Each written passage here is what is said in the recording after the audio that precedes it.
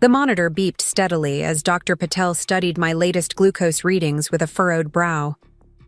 My stomach knotted, not from morning sickness this time, but from dread. 3 weeks of inexplicably high readings despite following my meal plan. To the letter. Something wasn't adding up. "Olivia, I'm concerned," Dr. Patel said, removing her glasses. "Your numbers aren't matching your food diary. If this continues, we might need to consider insulin therapy or even early delivery." Before we jump back in, tell us where you're tuning in from, and if this story touches you, make sure you're subscribed, because tomorrow, I've saved something extra special for you. I clutched my pregnancy journal tighter. "But I'm doing everything, right?" I whispered, tears threatening. "I measure every portion, I walk after meals." The doctor tilted her head. "Is there anything different at home? Any new stressors?" An image of Deborah, my mother-in-law, measuring sugar into my morning tea flashed through my mind. The same Deborah who had been helping prepare my meals since moving in 6 weeks ago.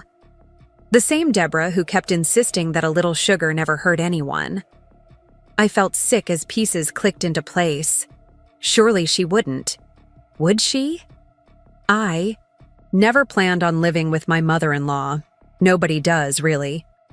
But when Deborah's condo developed black mold during Portland's wettest spring on record, Nathan and I did what any decent family would do. We offered her our guest room, just until the remediation is complete. 6 weeks later, I was beginning to regret our generosity. "Olivia, darling." Deborah's voice rang through our Craftsman home as I stepped through the front door, my marketing presentation materials still tucked under my arm. "I was starting to think you'd worked straight through dinner again." I forced a smile, hanging my rain jacket on the hook beside the door. The house smelled amazing, ginger and garlic and something caramelizing. But my glucose monitor beeped a reminder that I needed to be careful. "Just finishing up the quarterly pitch," I explained, slipping off my shoes. "Big client."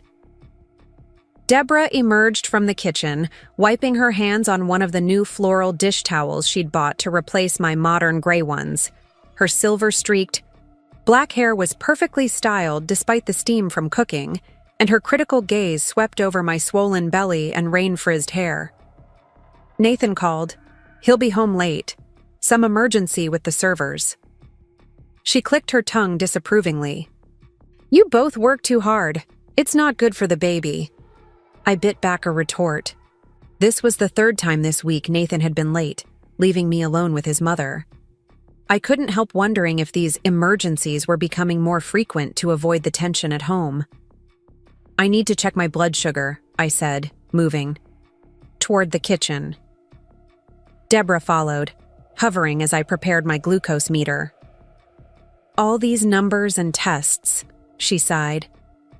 "When I was pregnant with Nathan, we didn't fuss so much. A woman knew how to carry a child without turning it into a science experiment." I pricked my finger, watching the blood bead up. "Gestational diabetes isn't something I can control by willing it away, Deb." The meter beeped. 146. Too high. For this time of day, especially since I'd had a salad for lunch. "That can't be right," I muttered, reaching for an alcohol swab to try again. "See? Those machines are always giving you anxiety," Deborah said, stirring something on the stove. "Come eat before it gets cold." I made Nathan's favorite. Honey? Ginger chicken. I froze. "Honey? Deb, I can't have that much sugar." She waved dismissively. "A little natural sweetness won't hurt. Your doctor is being overly cautious. Women have been having babies for thousands of years without all these restrictions." This argument again. I took a deep breath, reminding myself that Deborah was from a different generation, that she meant well, that this was temporary. I appreciate the thought, but I need to stick to my meal plan. I opened the fridge, looking for the prepared meals I'd batch cooked on Sunday. The containers were gone. "Where are my meal prep containers?" I asked, trying to keep my voice level. Deborah sniffed. "I needed the space for proper groceries, so I consolidated some things. Besides, eating the same thing day after day can't be good for the baby's development. My carefully measured, carb-counted meals, gone. I closed the fridge, counted to 10.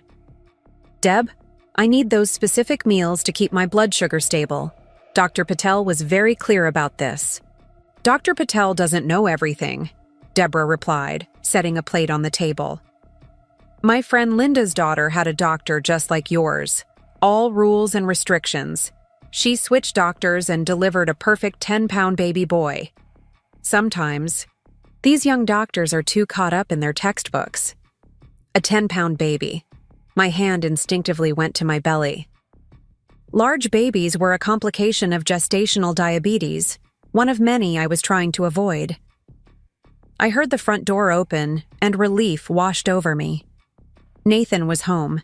He appeared in the kitchen doorway, his dark hair damp from the rain, looking exhausted but brightening when he saw us. "Something smells amazing," he said, kissing my cheek before giving his mother a hug. "Honey ginger chicken," Deborah announced proudly. "Your favorite." I caught Nathan's eye, willing him to remember our conversation about my dietary needs. A flicker of recognition crossed his face. "Mom, remember Olivia needs to be careful with sugar right now?" Deborah's smile tightened almost imperceptibly. "It's barely a tablespoon in the whole dish, Nathan. Your wife and my grandchild need proper nutrition, not those sad little containers of rabbit food." Nathan looked between us, clearly torn. This was the problem. He could never quite bring himself to firmly contradict his mother. Not since his father died and she became fragile. "I'm sure a little won't hurt," he said finally, avoiding my gaze. "Just this once." Betrayal stung sharp and swift. I pushed back from the table. "I need some air." Outside on our small back porch, the persistent Portland drizzle matched my mood. I pulled my cardigan tighter around my shoulders, watching. Drops collect on the Japanese maple we'd planted when we first moved in. My phone buzzed with a text from Zoe. "Survival check? Is Hurricane Deborah still a Category 5? I managed a small smile.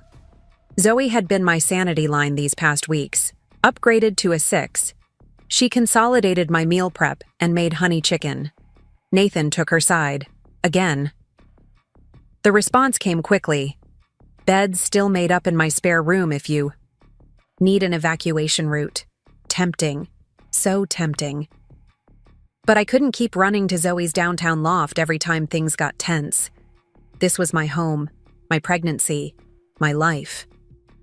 The door creaked open behind me, and Nathan stepped out, plate in hand. "I brought you some dinner," he said cautiously. "Just the chicken, no sauce."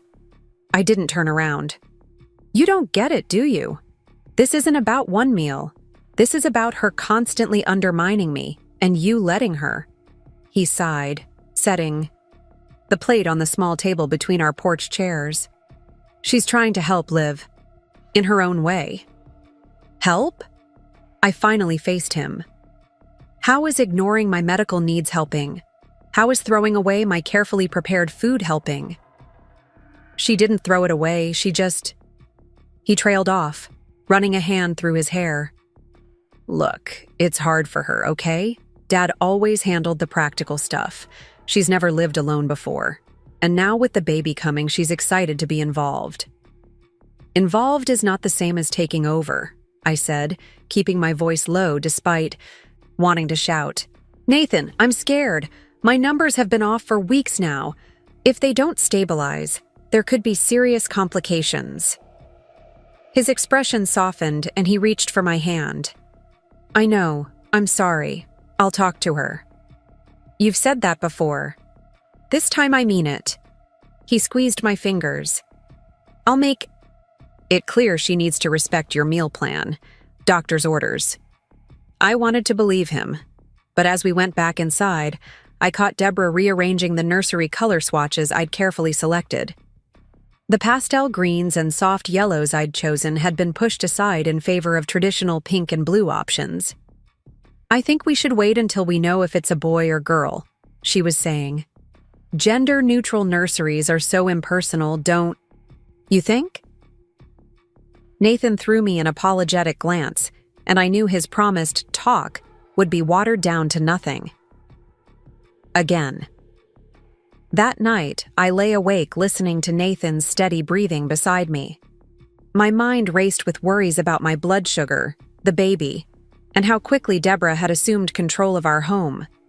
The spare room that was supposed to become our nursery was now filled with her things. Boxes she claimed couldn't stay in her condo during remediation.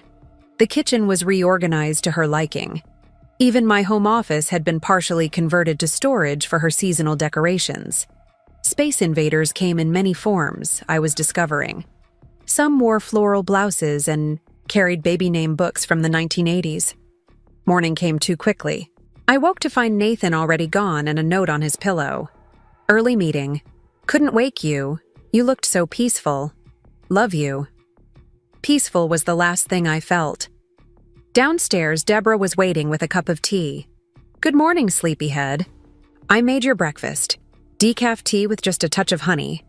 Natural sugar is better than those artificial sweeteners. I eyed the tea suspiciously but took it. One battle at a time. I needed to check my glucose, shower, and get to work. The Harriman pitch was today, and I'd been preparing for weeks. Thanks, but I'll just have my usual protein shake, I said, reaching for the blender. Deborah's smile faltered. I don't understand why you insist on those powdered concoctions when I'm here to cook proper food. Because my proper food needs to be precisely measured, Deb. I tried to keep irritation from my voice as I assembled my shake ingredients.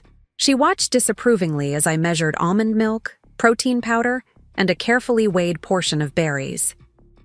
When are you planning to start your maternity leave? She asked suddenly. I looked up, surprised.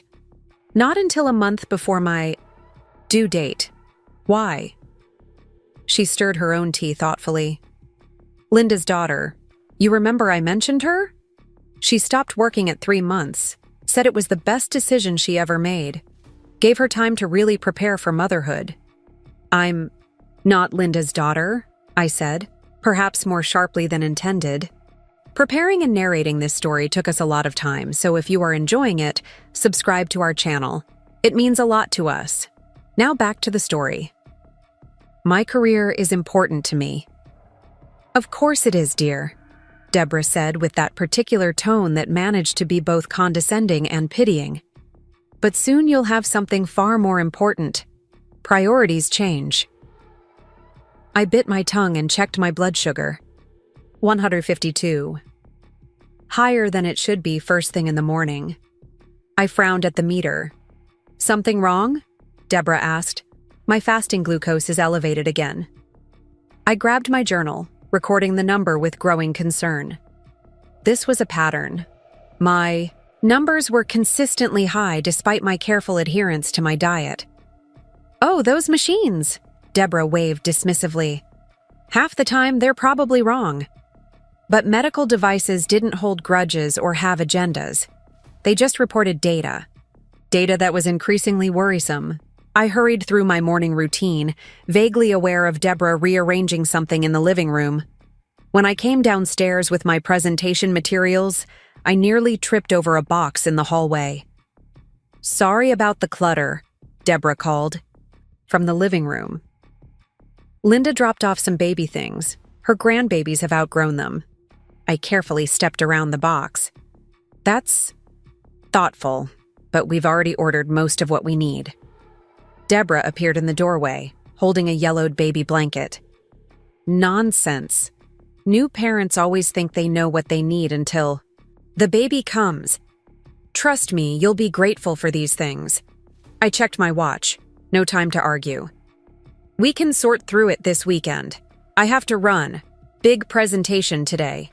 Her expression clouded. In your condition, you should really consider cutting back. Stress affects the baby, you know. I'm pregnant, not incapacitated, I said, grabbing my keys. I've got to go. As I backed out of the driveway, I saw her watching from the window, phone in hand, probably calling Nathan, again. The Harriman pitch went well, despite my distraction. My team picked up on my energy and delivered their portions flawlessly. Small victories. As we packed up our materials, my boss Kelly lingered behind. "Knockout presentation, Olivia," she said. "The expansion strategy you outlined is exactly what they needed to hear." I smiled, relief washing over me. "Thanks. I was worried I might have been too aggressive with the timeline." "Not at all. Ambition suits you." She paused. "How are you feeling? Everything on track with the baby?" I hesitated. Kelly had been supportive of my pregnancy from day one, assuring me my position was secure, and even discussing potential flexible arrangements after my return from leave. "The baby's good," I said, settling for partial truth. "Just some issues." "With my gestational diabetes management." She nodded sympathetically. "My sister had that with her second. Not fun. You're taking care of yourself, right? We need you healthy." "Trying to," I said. "It's just been complicated with my mother-in-law staying with us." Kelly raised an eyebrow. "Ah, say no more. My mother-in-law sent me a book called Professional Women Who Choose Family First when I was pregnant with Mia." I laughed despite myself. "Deborah keeps telling me about her friend's daughter who quit her job at 3 months pregnant and delivered a perfect 10-pound baby. Because what every woman wants is to push a bowling ball through her lady parts," Kelly deadpanned. She squeezed my shoulder. "Hang in there, and remember, you've got allies here." The validation carried me through the afternoon, but as I drove home, dread crept back in. What would Deborah have rearranged today? What critical comment about working mothers was waiting? I wasn't prepared for what I found. My home office, my carefully curated workspace with its ergonomic chair, vision board, and organized files, had been dismantled. The desk was pushed against the wall, my monitor and docking station disconnected. Boxes of baby clothes covered every surface, and in the center of the room stood a white wooden rocking chair I'd never seen before. "Do you like it?" Deborah appeared behind me, beaming. "It was on sale at that charming boutique on Hawthorne. Perfect for late-night feedings, don't you think?" I stared at her, speechless. This room, my space, had been violated. "You moved my office," I finally managed. "Well, you'll be home with the baby soon enough," she said as if it were obvious. "I thought we could get the nursery properly started. That little bedroom you were planning to use is much too small." "That little bedroom is the nursery," I said, my voice dangerously quiet. "This is my office, where I work, where I'll continue to work after the baby comes." Deborah's smile faltered. "But surely you don't intend to keep working full-time? Once the baby arrives? Nathan said you might take an extended leave." "Nathan said what?" "I never discussed extended leave with Nathan," I said, feeling dizzy. "I'm taking 3 months, then returning to work. That's always been the plan." Deborah looked genuinely confused. "But who will care for the baby?" "We've already toured childcare centers," I said. "The one connected to Nathan's company has an infant room and priority placement for employees' children." She gasped as if I'd suggested leaving the baby with wolves. "Childcare? At 3 months? Oh, Olivia, babies that young need their mothers. Nathan can't possibly agree with this." "Nathan and I made this decision together," I said, though doubt crept in. Had he been telling his mother something different? The front door opened and relief washed over me. Nathan was home and I needed answers. He appeared in the doorway, taking in the transformed office and the obvious tension. "What's going on?" "Your mother converted my office into a nursery without asking," I said, not bothering to hide my anger. "And apparently you told her I was taking extended leave." Nathan's eyes widened. "I never—" He looked at his mother. "Mom, what is this?" Deborah's expression shifted to one of hurt innocence. "I was only trying to help, Nathan. Olivia works so hard, and with the baby coming, I thought she'd appreciate having one less thing to worry about. By removing my workspace? I asked incredulously. The nursery needed to be larger than that tiny box room, Deborah insisted. Any mother would prioritize the baby's needs over a home office. The implication hung in the air. Any good mother. Any real mother. I looked to Nathan, silently pleading for him to stand with me this time. He ran a hand through his hair, clearly uncomfortable. "Mom, you should have asked before making changes to our home." A gentle rebuke, but a rebuke nonetheless. Small progress. "But the rocking chair was a surprise," she protested. "I wanted to do something special." "We appreciate the thought," Nathan said diplomatically. "But next time, please check with us first." Not the forceful defense I'd hoped for, but better than nothing. "I need to check my blood sugar," I muttered, pushing past them both. In the kitchen, I pricked my finger with shaking hands. The meter beeped. 165. Way too high for this time of day, especially since I'd eaten a carefully measured late lunch. Nathan came in, concern etched on his face. "Liv, I'm sorry about the office. I had no idea she was planning that." "Did you tell her I was taking extended leave?" I asked, recording the glucose reading in my journal. "No. I mean, she kept asking about our childcare plans, and I said we hadn't finalized everything yet. I was trying to avoid another lecture." "Well, she took that as permission to redecorate," I said bitterly. "And my numbers are still spiking for no apparent reason." He frowned at the meter. "Could something be wrong with it?" "I've used 3 different meters, Nathan. They all show the same pattern." I lowered my voice. "I'm starting to think. Has your mom been adding sugar to my food?" His eyes widened. "What? No, she wouldn't do that." "Wouldn't she? She keeps insisting I need real food and natural sugar." She rearranged the entire kitchen, threw out my meal prep, and makes tea with honey despite me repeatedly asking her not to. Nathan shook his head. "That's just Mom being old-fashioned about food. She wouldn't deliberately sabotage your health. She thinks my diet is unnecessary," I insisted. She's said so multiple times. "You're being paranoid," he said, but doubt flickered in his eyes. "Pregnancy hormones." "Don't," I cut him off. "Don't blame this on hormones. Something isn't right, and I need you to believe me." Before he could respond, Deborah bustled in. "Dinner in 20 minutes, dears." "Nathan, would you set the table? Olivia should rest. She looks exhausted." I closed my journal with a snap. "Actually, I need to fix my office." "Oh, we can do that tomorrow," Deborah said dismissively. "The baby clothes need sorting anyway." "No," I said firmly. "I'm doing it now. I have work to finish tonight." Deborah looked to Nathan for support, but he avoided her gaze. "Let's help Olivia set her office back up, Mom. She has an important project. A small victory. Together."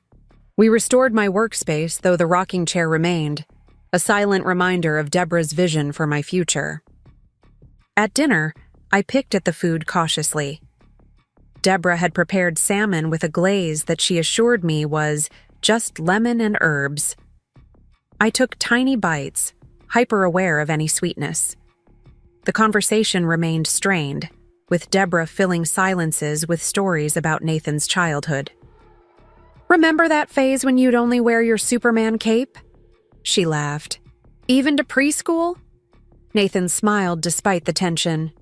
"You were convinced I'd outgrow superheroes by 1st grade." "Mothers know these things," Deborah said, patting his hand. "Just like I know this little one will be artistic. Chen family trait." I set down my fork. "We won't know the baby's traits until they develop them. And they'll be half Rivera, too." Deborah's smile tightened. "Of course, dear. Though dominant genes do tend to prevail." After dinner, while Nathan and Deborah washed dishes, I slipped away to call Zoe. She converted my office into a nursery, I whispered from our bedroom. Without asking. She did what? Zoe's outrage was comforting. That's crossing so many lines. And my blood sugar readings make no sense, I continued. I follow my diet exactly, but they're all over the place. Only at home, though. When I eat at work, they're fine. There was a long pause. Liv, you don't think she's actually messing with your food, do you? The question hung in the air. Saying it aloud to someone else made it sound both ridiculous and terrifyingly plausible. I don't know, I admitted. It sounds crazy, right? Like I'm being paranoid? Not that crazy, Zoe said slowly. Remember my cousin whose mother-in-law was adding dairy to her food because she didn't believe in milk allergies? A chill ran through me. What should I do? Document everything, Zoe advised. And maybe set up a camera? It felt extreme, but so did converting my office without permission. I'll think about it. And call your doctor, Zoe added. Those glucose spikes aren't something to mess around with. After we hung up, I sat on the edge of the bed, feeling overwhelmed. Was I overreacting? Was pregnancy making me paranoid? Or was my mother-in-law actually sabotaging my health and, by extension, my baby's? I opened my pregnancy journal, flipping to the glucose tracking pages. The pattern was undeniable. Readings at home were consistently higher than those at work, or when eating out. I'd been attributing it to stress, but what if it was something more deliberate? A soft knock at the door interrupted my thoughts. Nathan peeked in. Hey. You okay? I closed the journal. Just tired. He sat beside me, shoulders slumped. I talked to Mom about respecting boundaries. Told her she can't make changes to our home without discussing it with us first. And? She cried. He sighed. Said she feels useless and in the way. That she was only trying to contribute since we're letting her stay rent-free. The guilt trip. Classic Deborah. Nathan, I said carefully, I'm worried about my health, about the baby. These blood sugar spikes aren't normal, and they happen. Most often after eating food your mother prepares. He stiffened. Liv, you can't seriously think. I don't know what to think, I cut in. But my appointment with Dr. Patel is tomorrow, and I'm going to tell her everything. If something happens to this baby because I didn't speak up. Nathan took my hand, his expression troubled. I'll come with you. To the appointment. Relief washed over me. You will? He nodded. Let's get some concrete medical information before we make assumptions. It wasn't a full endorsement of my concerns, but it was something. That night I slept fitfully, dreams filled with rocking chairs that transformed into traps, and tea that turned to syrup in my mouth. Morning came with the smell of pancakes wafting up the stairs. My stomach growled despite my apprehension. I checked my fasting glucose, 148, still elevated. Downstairs, Deborah was flipping golden pancakes on the griddle. Good morning. I made Nathan's favorite, buttermilk pancakes with real maple syrup. My heart sank. Deb, I can't eat those. Oh, I made you something special, she said, gesturing to a smaller plate. Protein pancakes, just egg whites and that protein powder you like. No sugar at all. The gesture seemed genuinely thoughtful. Had I been wrong about her? Maybe Nathan was right about pregnancy making me paranoid. Thank you, I said cautiously, sitting down to examine the pancakes. They looked right. Dense, and less golden than regular pancakes. Nathan joined us, kissing the top of my head before sitting down. These look great, Mom. Nothing but the best for my two favorite people, she beamed. And little Bean, of course. She nodded at my belly. I took a small bite of my pancake. It tasted sweet. Too sweet for plain protein and egg whites. These have sugar in them, I said, setting down my fork. Deborah looked offended. They absolutely do not. I followed that recipe card in your kitchen exactly. Nathan glanced between us. Mom, are you sure? These taste sweet to me too. She huffed. Well, I may have added a tiny bit of maple extract for flavor. That's not sugar, it's just extract. Maple extract is concentrated syrup, Deb. It's basically pure sugar, I explained, pushing the plate away. Oh, for heaven's sake, she exclaimed. A few drops won't hurt. You're being obsessive about this diet. It's not healthy for the baby to deprive yourself. What's not healthy is gestational diabetes left uncontrolled, I said, struggling to keep my voice level. High blood sugar can cause serious complications. In my day, we didn't even test for these things, Deborah insisted. And babies were born just fine. Nathan set down his coffee mug with unusual firmness. Mom, this isn't about what was done in your day. This is about Olivia's health now. If she can't eat sugar, she can't eat sugar. Period. Deborah looked, startled at his directness. I was only trying to make the food palatable. Those diet foods are so bland. They're keeping our baby safe, Nathan said. That's what matters. For once, he'd taken a clear stand. The surge of gratitude I felt was almost dizzying. We should get ready for the doctor's appointment, I said, standing up. I'll make you a proper protein shake, Nathan offered. One I mix myself. The emphasis wasn't lost on any of us. In the car on the way to Dr. Patel's office, Nathan was quiet, his hands gripping the steering wheel tightly. Thank you, I said softly, for standing up for me this morning. He nodded, eyes on the road. I'm starting to see what you mean, about Mom not respecting your needs. A pause. But deliberately sabotaging your food still seems extreme. I opened my pregnancy journal. Look at this pattern, Nathan. High readings after almost every meal at home, normal readings everywhere else. For weeks now. He glanced at the meticulous log, doubt crossing his features. Let's see what the doctor says. Dr. Patel was concerned, to say the least. When I described the pattern of high readings, she immediately ordered an A1C test to check my average blood sugar over the past weeks. This isn't something to take lightly, she told us, her expression serious. Persistent high blood sugar can lead to a larger baby, which increases the risk of birth injuries.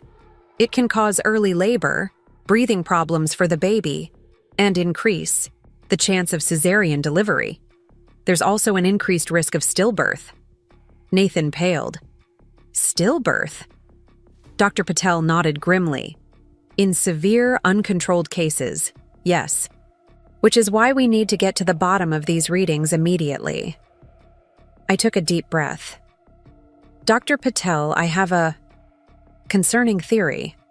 My mother-in-law is staying with us. She doesn't believe my diet restrictions are necessary and keeps trying to give me natural sugar despite my objections. She made protein pancakes this morning that turned out to contain maple extract, Nathan added, his voice tight. Dr. Patel's expression darkened. Are you suggesting she's deliberately adding sugar to your food without your knowledge? I don't know, I admitted. But my readings are only elevated after eating food she prepares. Dr. Patel turned to her computer, typing rapidly. I'm ordering comprehensive testing today, and I want you to keep a detailed log of everything you eat, where it was prepared, and by whom.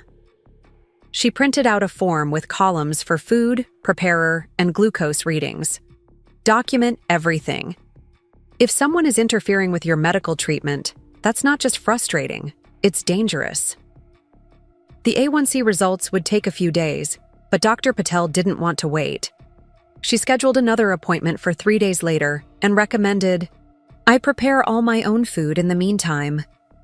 In the car afterward, Nathan was silent, staring at the documentation form in my lap. You believe me now, don't you? I asked quietly. He ran a hand over his face. I don't want to.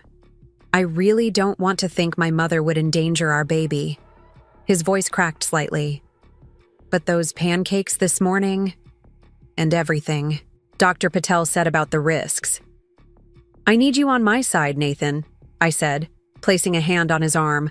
Whatever happens next, I need to know you're with me and the baby first.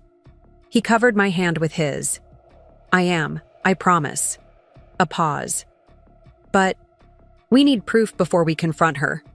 Absolute proof. I nodded.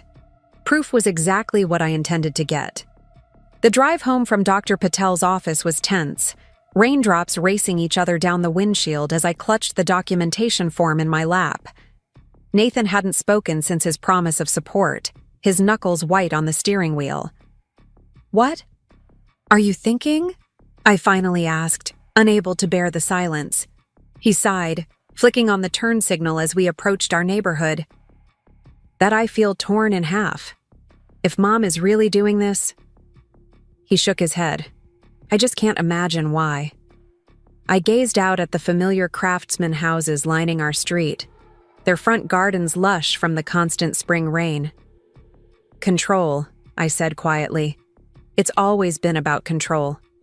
As we pulled into our driveway, Deborah appeared at the front window, curtains parting slightly before falling back into place.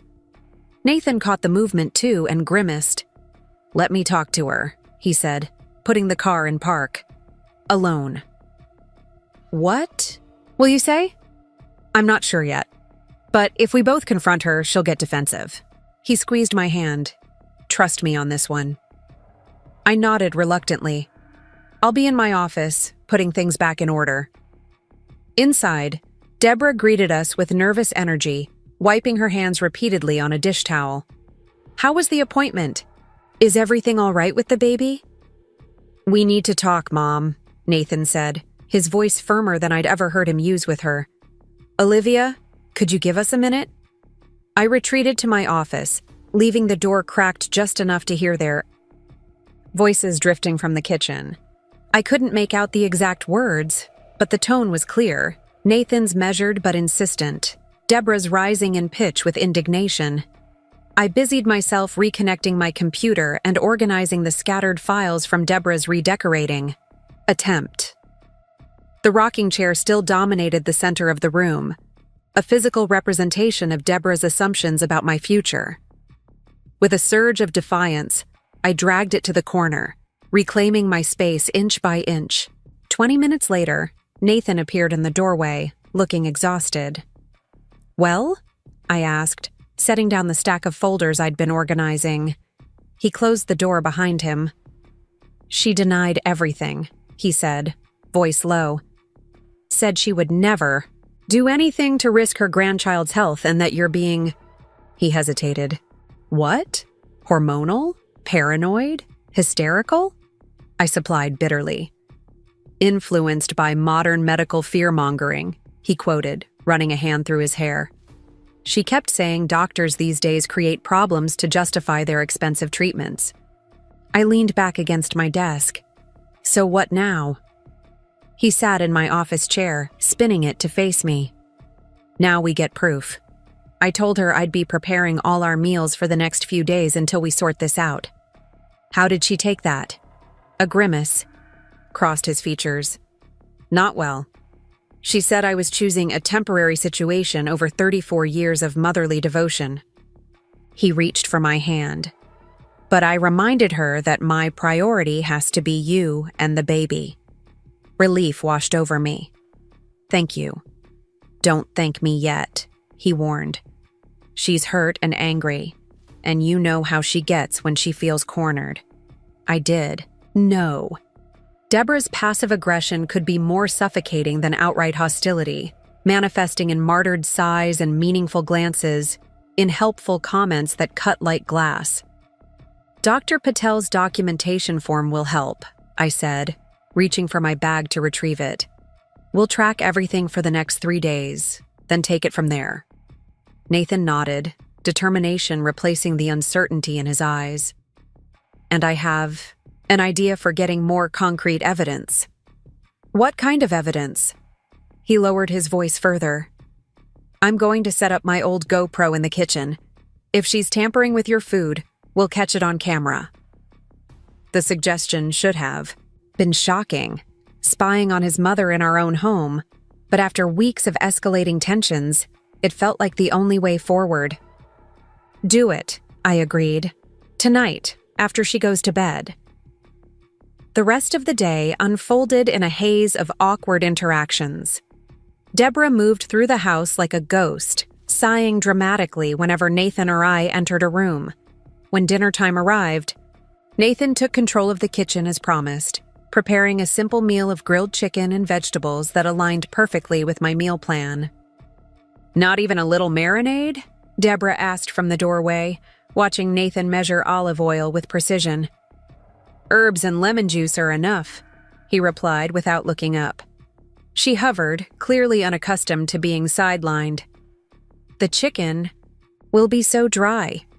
At least let me make a sauce. No, Mom, Nathan said firmly. We're keeping it simple. Deborah's lips compressed into a thin line. I see how it is. She turned to me, standing by the kitchen island. I hope you're satisfied, Olivia. Turning my son against me like this. This isn't about taking sides, I said, keeping my voice level. It's about what's safe for the baby. She scoffed.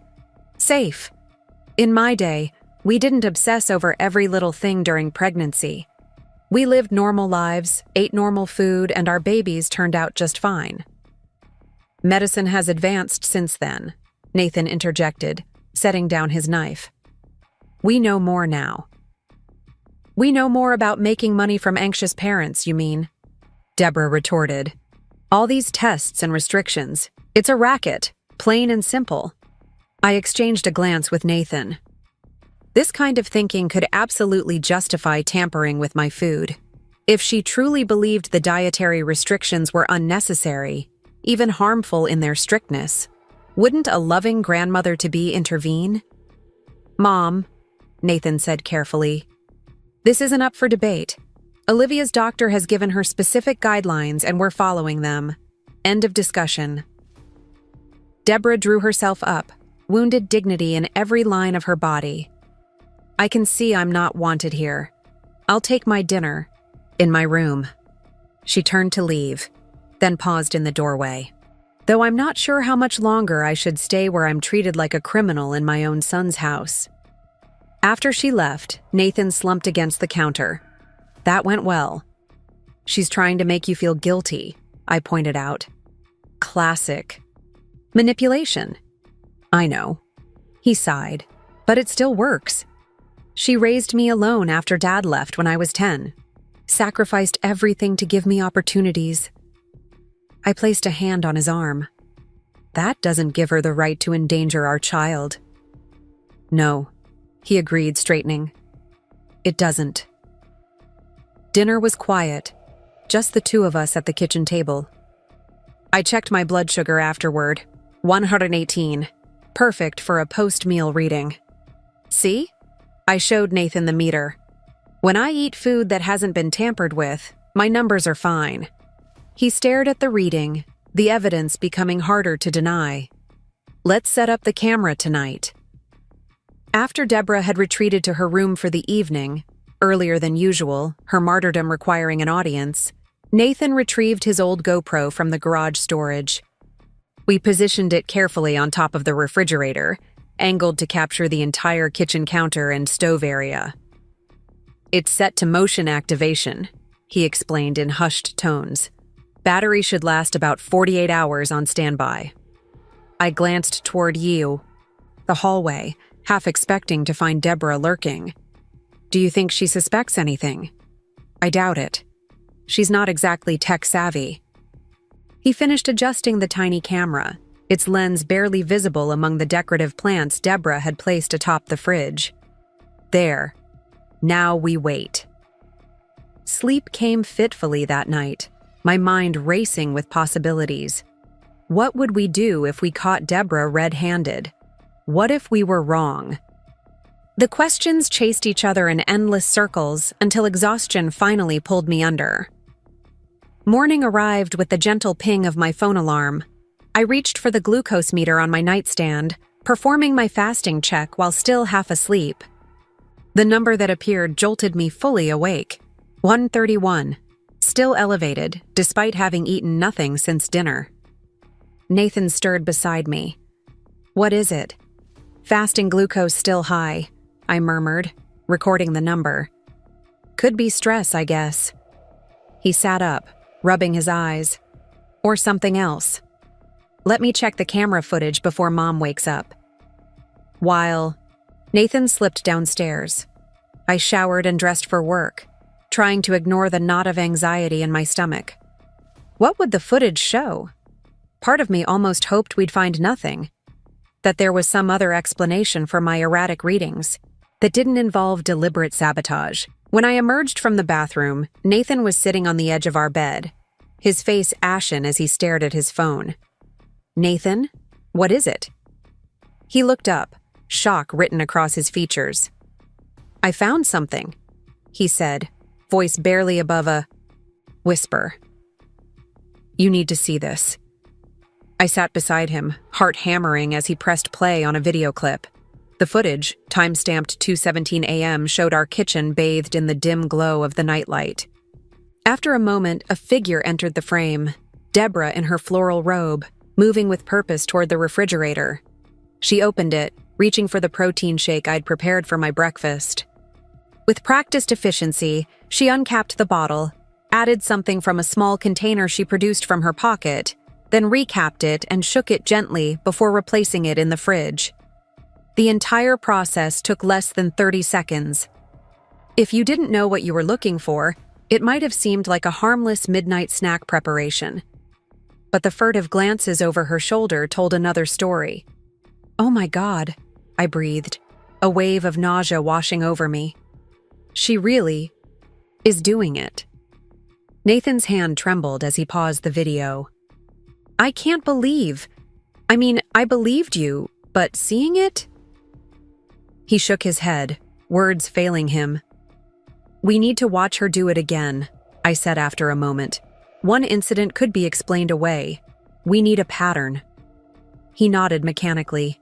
"I'll make breakfast today. Something she can't easily tamper with." "And I'll take my protein shake to work untouched," I added. "Get a baseline reading after drinking the one she doctored, then compare it to normal protein shakes for the next few days." We moved through the morning routine like actors in a play, going through the motions while our minds raced elsewhere. When Deborah appeared, bright and seemingly remorseful about the previous evening's tension, it took everything in me not to confront her then. "I made coffee," she offered with a tentative smile. "Regular for Nathan, decaf for you, Olivia." "Thanks, Mom," Nathan said, his voice admirably steady as he scrambled eggs at the stove. "But Olivia's taking her protein shake to work today. Big meetings, needs to eat at her desk." Deborah's smile faltered almost imperceptibly. "Oh, but you need a proper breakfast, dear. Let me fix you some toast at least. Whole grain, very nutritious." "No time," I said, retrieving the tampered shake from the fridge, skin crawling as I held the bottle. "But thanks." At work, I dumped the shake into a potted plant in the office kitchen, unable to bring myself to test it directly. What had she added?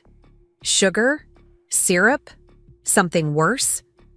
The thought made my stomach turn. Instead, I purchased a similar protein shake from the cafe downstairs, which proved to be a perfect substitute when my mid-morning glucose check showed a reading of 110. Exactly where it should be. The pattern continued over the next 2 days.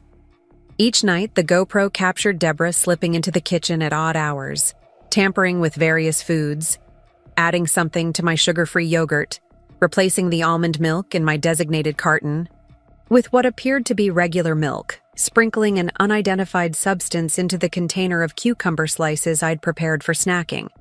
By the 3rd day, we had accumulated 6 separate video clips, each showing the same deliberate sabotage.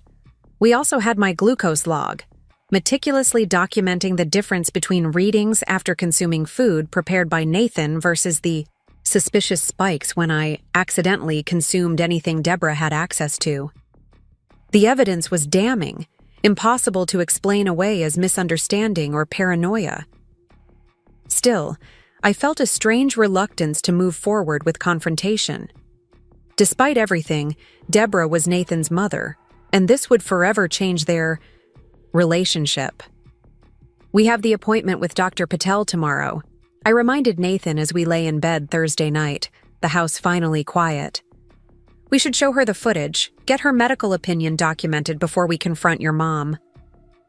He stared at the ceiling, one arm flung across his forehead. "I still can't understand why. Why would she do this?" I turned on my side to face him. "I have theories. I'm listening. First possibility, she genuinely doesn't believe gestational diabetes is serious. She's mentioned multiple times how doctors invent conditions to make money." Nathan nodded slowly. "Possible. She's always been skeptical of modern medicine." Second theory, she wants me to have complications. The words felt cruel to speak aloud, but they needed to be acknowledged. "If I develop problems, need more rest, maybe have to stop working." "That fits with her constant comments about your job," he admitted, pain evident in his voice. "Third option," I continued, "is that she's trying to make me seem incompetent.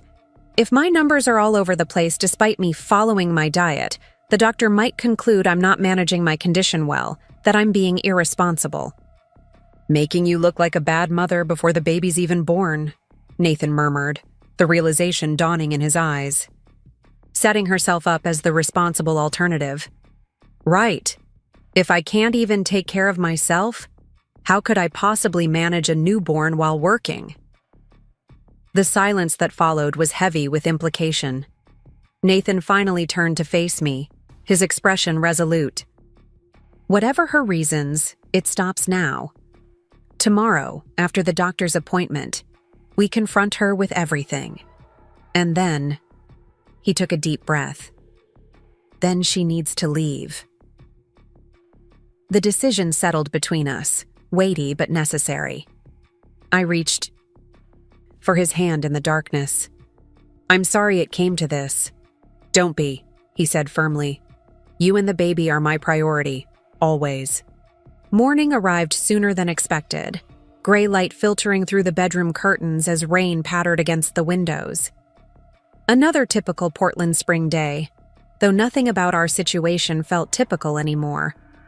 We moved through our morning, routine with practiced caution, Nathan preparing breakfast while I packed my bag for work, including the printed glucose logs and a thumb drive with the video evidence. Deborah watched from the sidelines, her helpful suggestions about better breakfast options falling on deaf ears. "Will you be home for dinner?" she asked as Nathan and I prepared to leave for my appointment, her tone carefully neutral. "I thought I might make that salmon Nathan loves." "We'll probably grab something after the appointment," Nathan replied, not meeting her eyes. "Don't wait up." A flash of suspicion crossed her features. "Both of you? Isn't it just a routine checkup?" Dr. Patel wants to discuss my glucose management with both of us," I explained, the half-truth sticking in my throat, given the inconsistent readings. "Well, I'm sure she'll see that you're being too strict with yourself," Deborah said with manufactured cheerfulness. "A little natural sugar never hurt anyone." If only she knew how telling that statement would prove to be. The drive to Dr. Patel's office was silent, both of us lost in thought about the confrontation to come. The waiting room was busier than usual, filled with pregnant women in various stages, some with partners, others alone. All with normal, supportive families, I imagined bitterly. No one else was dealing with a grandmother-to-be who sabotaged their health. Dr. Patel's expression grew increasingly grave as we presented our evidence. First, the glucose logs showing the clear pattern, then the video footage that confirmed our suspicions beyond any doubt.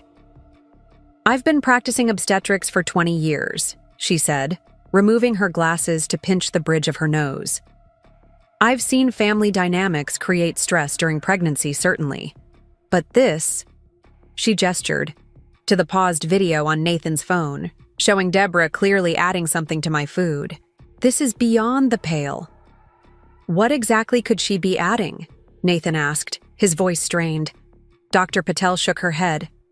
Based on your glucose responses, likely simple sugars, table sugar, honey, syrup, things that would raise blood glucose quickly but not be immediately detectable by taste in the right amounts. How dangerous is this? I asked, hands protectively cradling my belly. For the baby? She sighed, choosing her words carefully. Your gestational diabetes has been relatively mild so far, which is fortunate. The elevated readings are concerning, but not immediately life-threatening. However, she fixed us with a serious look. Continued unmanaged high blood sugar absolutely poses risks to both you and your baby. We've discussed the potential complications: macrosomia, birth injuries, respiratory issues. Nathan's face had gone pale. So she was putting our baby at risk. Yes, Dr. Patel said simply. Perhaps without fully understanding the medical consequences, but yes. We need documentation of this, I said, pulling out the form she'd given. Us at our last appointment. For when we confront her? And possibly for after. The implication hung in the air. Legal action wasn't out of the question, though the thought of pressing charges against Nathan's mother seemed extreme, even now. Dr. Patel nodded, taking the form. I'll prepare a formal medical assessment based on the evidence you've provided. She turned to her computer, typing rapidly. I'll also refer you to a maternal-fetal medicine specialist for additional monitoring, just to be thorough. The appointment concluded with a comprehensive examination, additional blood work to check my current A1C levels, and a stack of documentation detailing the medical risks of Deborah's actions. Armed with this clinical evidence, we headed home, the weight of what was to come settling heavily between us. Should we have someone else there? I asked as we pulled into our driveway. For support or as a witness? Nathan considered this. Maybe Zoe? She knows the situation, and Mom doesn't have the same emotional leverage with her. I nodded, sending Zoe a quick text explaining the situation. Her response was immediate and supportive. On my way. Don't confront her until I get there. Inside, Deborah was arranging flowers in the living room, humming to herself as if it were any ordinary day. She looked up as we entered, her smile faltering slightly at our serious expressions. How was the appointment? She asked, adjusting a lily in the vase. We need to talk, Nathan said, his voice carefully controlled. Zoe's coming over, and then we're all going to sit down together. Confusion crossed Deborah's features. Zoe, what does she have to do with the baby? She's my best friend, I said simply. And we need her here. Wariness replaced confusion in Deborah's eyes. Is something wrong? Is it the baby? We'll discuss everything when Zoe arrives, Nathan replied, moving toward the kitchen. I'm making tea. Would you like some? The irony wasn't lost on any of us, offering tea to the woman we'd caught doctoring our drinks.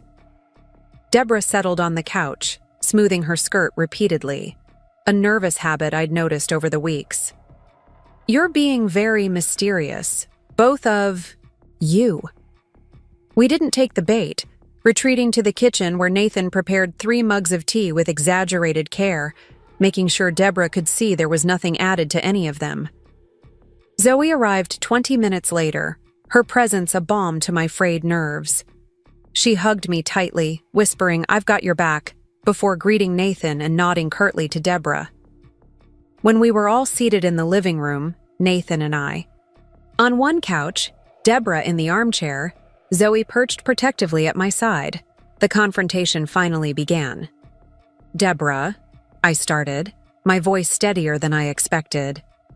We've noticed a pattern with my glucose readings over the past few weeks. They spike after I consume food that you've had access to, but remain normal when I eat elsewhere or when Nathan prepares my meals. Her expression remained neutral, though her fingers tightened around her mug. As I've said before, those machines aren't always accurate, and stress affects blood sugar too. That's true, I acknowledged, which is why we decided to investigate further.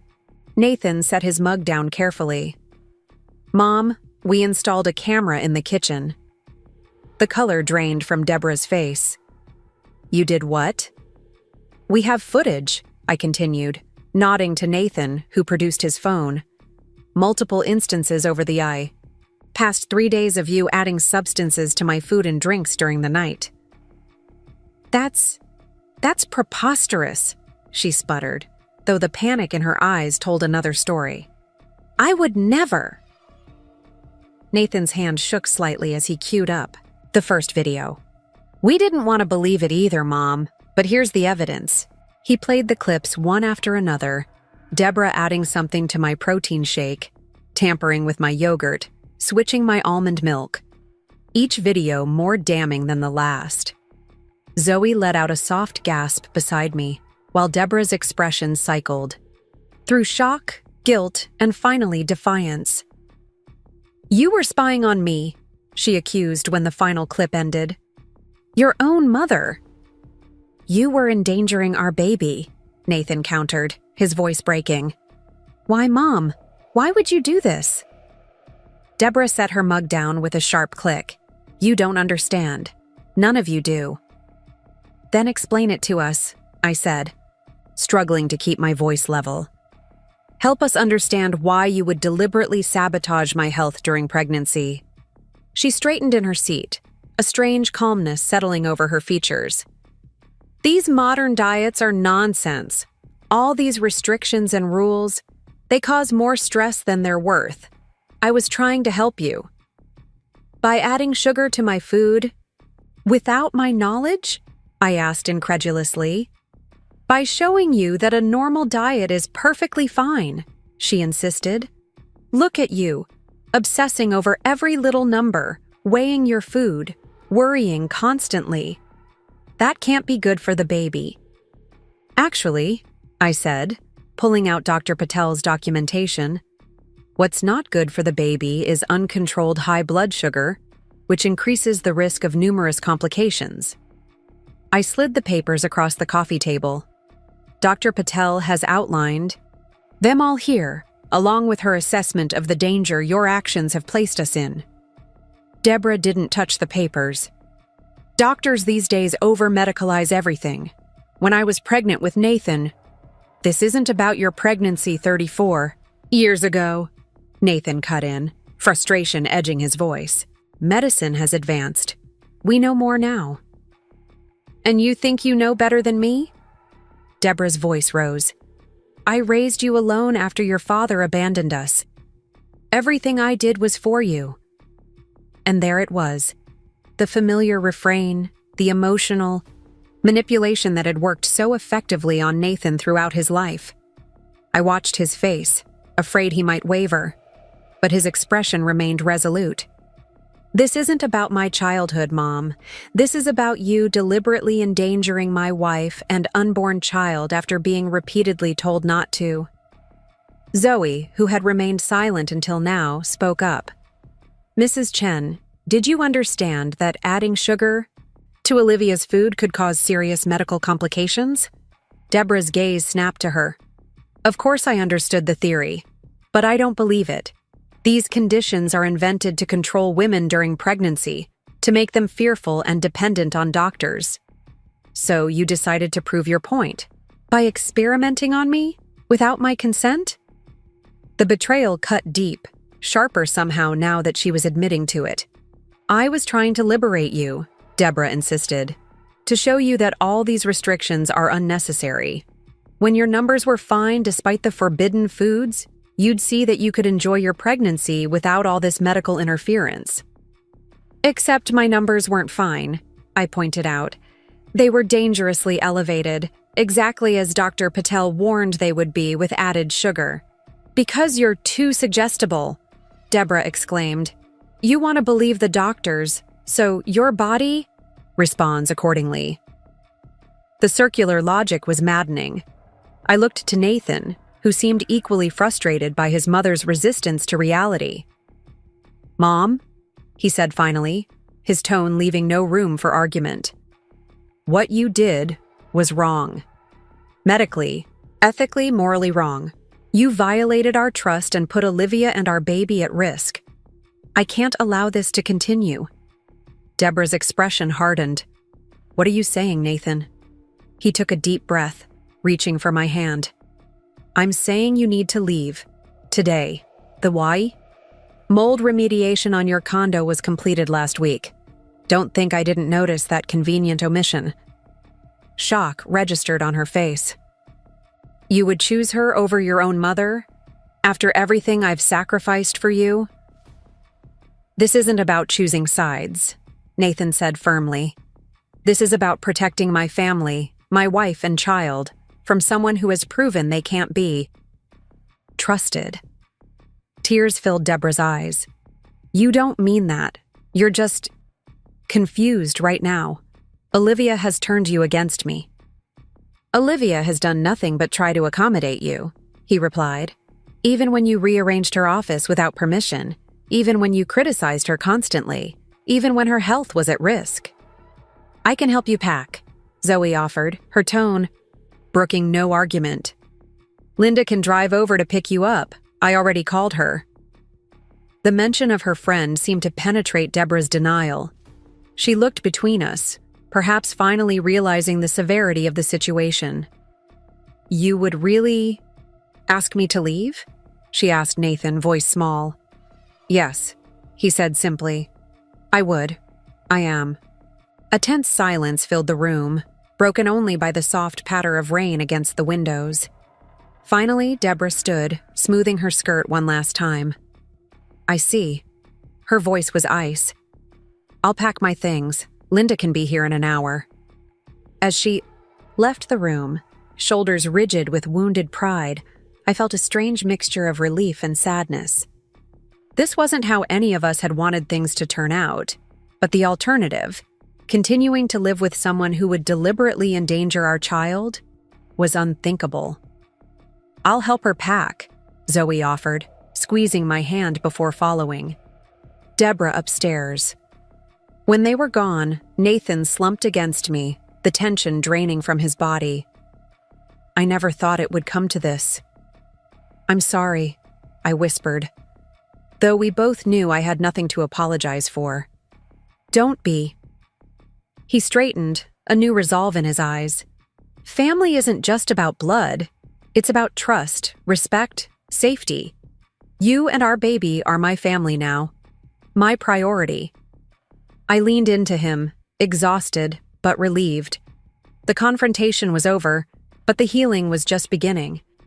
And as I heard Deborah's footsteps overhead, boxes being packed and a life being separated from ours, I allowed myself to hope that someday, somehow, we might find a way forward that included her, but on very different terms.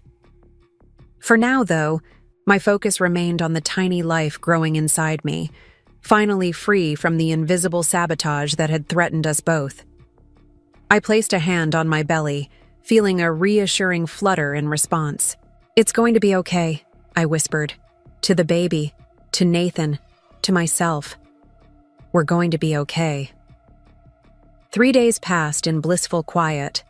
The house felt like our own again, the oxygen returning to rooms that had been suffocating under Deborah's presence. Nathan and I fell into an easy rhythm, preparing meals together, talking about the baby, reclaiming spaces that had subtly been taken over during the previous weeks. My glucose readings stabilized almost immediately, each normal number, a quiet vindication. But peace rarely lasts uninterrupted. "She's called 17 times since yesterday," Nathan said, staring at his phone as we ate breakfast, and left 8 voicemails.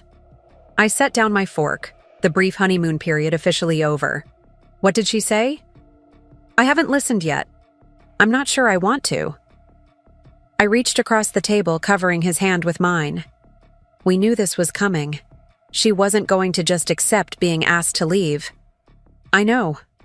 He sighed, running his free hand through his hair. "I just hoped for More time before the guilt offensive began. "Do you want me to listen to them first?" I offered. He shook his head. "No, this is my responsibility." He picked up the phone, tapping the voicemail icon and putting it on speaker between us. Deborah's voice filled the kitchen, tight with controlled emotion. "Nathan, it's your mother. I'm sure by now you've realized you overreacted. I'm willing to forget this unpleasantness if you'll just call me back so we can talk, like adults." The second message was similar, though with an added edge. "Nathan, this is ridiculous. You can't just cut your mother out of your life over a simple misunderstanding. Call me back." By the sixth voicemail, the veneer of reasonableness had cracked. "I don't know what lies Olivia has been feeding you, but I raised you better than this, Nathan Chen. After everything I sacrificed for you, this is how you repay me? By choosing that woman over your own mother?" The final message, left at 2:17 a.m., was barely coherent through tears. "Nathan, please. I was only trying to help. You're making a terrible mistake. She's turned you against me. My own son." Nathan stopped the playback, his expression pained. "There's nothing new in any of these. Same manipulation tactics she's always used when she doesn't get her way." "Are you going to call her back?" I asked gently. He shook his head. "Not yet. Not until I've had time to process everything. Dr. Patel recommended that counselor for both of us, right? I think I need that perspective first." I nodded, relieved. I made an appointment for tomorrow. Family systems therapy with Dr. Winters. She specializes in pregnancy and postpartum family dynamics. "Good." He squeezed my hand. "We'll figure this out together." The rest of the day passed in a haze of normalcy that felt almost startling after weeks of tension. I worked from home, catching up on projects that had fallen behind during the crisis with Deborah. Nathan retreated to his home office for Zoom meetings, the muffled sound of his voice discussing coding protocols drifting down the hallway. Ordinary. Peaceful. Hours. Until the doorbell rang at 3:42 p.m. I peered through the peephole, my heart sinking at the sight of Linda, Deborah's faithful friend, standing on our porch clutching a large manila envelope. "Olivia?" I announced, opening the door. "Nathan's in a meeting." Linda shifted uncomfortably. "Actually, it's you I need to speak with." I stepped back, allowing her inside but keeping my guard up. "What's this about?" "Deborah asked me to give you this." She thrust the envelope toward me. "I told her I wouldn't get involved, but she's not doing well, Olivia." I accepted the envelope without opening it. "I'm sorry to hear that, but after what she did—" I know. Linda held up her hands. "What she did was wrong. Inexcusable, even. I've told her as much. That surprised me." "You have?" Linda nodded, her expression serious. "I've been friends with Deborah for 20 years, but I don't condone what she did. Tampering with a pregnant woman's food? That crosses every line." She gestured to the envelope. "But I still think you should read what she has to say." I set the envelope on the entry table. "I'll look at it after Nathan gets out of his meeting. We're handling this together." "Fair enough." Linda turned to leave, then paused. For what it's worth, I think she's genuinely remorseful. Not just about getting caught, but about what she did. After Linda left, I stared at the envelope, as if it might bite. What could Deborah possibly say that would make any difference? What explanation could justify deliberately endangering her own grandchild? When Nathan emerged from his office an hour later, I showed him the envelope. Linda dropped it off. "From your mother." His expression darkened. "More manipulation?" "I haven't opened it. I was waiting for you." He picked up the envelope, weighing it in his hand. "Part of me wants to throw this away unopened. Would that give you peace?" I asked quietly. He considered the question, then shook his head. "No. I'd always wonder. Together, we sat at the kitchen table and opened the envelope. Inside were several pages of handwritten text. Deborah's neat, precise handwriting covering sheet after sheet of expensive stationery. Nathan began reading aloud. Nathan and Olivia, I've written this letter a dozen times, tearing up each attempt as inadequate. How does one apologize for something so fundamentally wrong? There's no excuse for what I did, though my mind has manufactured many in a desperate attempt to justify my actions to myself. The truth is painful but simple. I was afraid of becoming irrelevant in your lives. When you told me about the pregnancy, Nathan, all I could see was my own obsolescence. A new family forming that wouldn't need me. A grandchild I would visit. Occasionally, but never truly know. A daughter-in-law who had her own mother to guide her through motherhood. Then Olivia mentioned her mother had passed away, and I saw an opportunity, a role I could fill, a way to make myself necessary. But Olivia didn't need me the way I needed to be needed. She was competent, prepared, independent. Everything I had never been allowed to be in my own marriage. When the gestational diabetes diagnosis came, I convinced myself it was an overreaction by modern medicine. In my day, we didn't test for such things. But that's no excuse. I knew Olivia was following doctor's orders, and I deliberately undermined those orders. I told myself I was liberating her from unnecessary restrictions, but the truth is, I was trying to prove I knew better. That my experience trumped medical science. It was arrogant, dangerous, and unforgivable. I understand why you asked me to leave. I would have done the same in your position. A mother's first duty is to protect her child, and Olivia was doing exactly that, protecting the baby from me.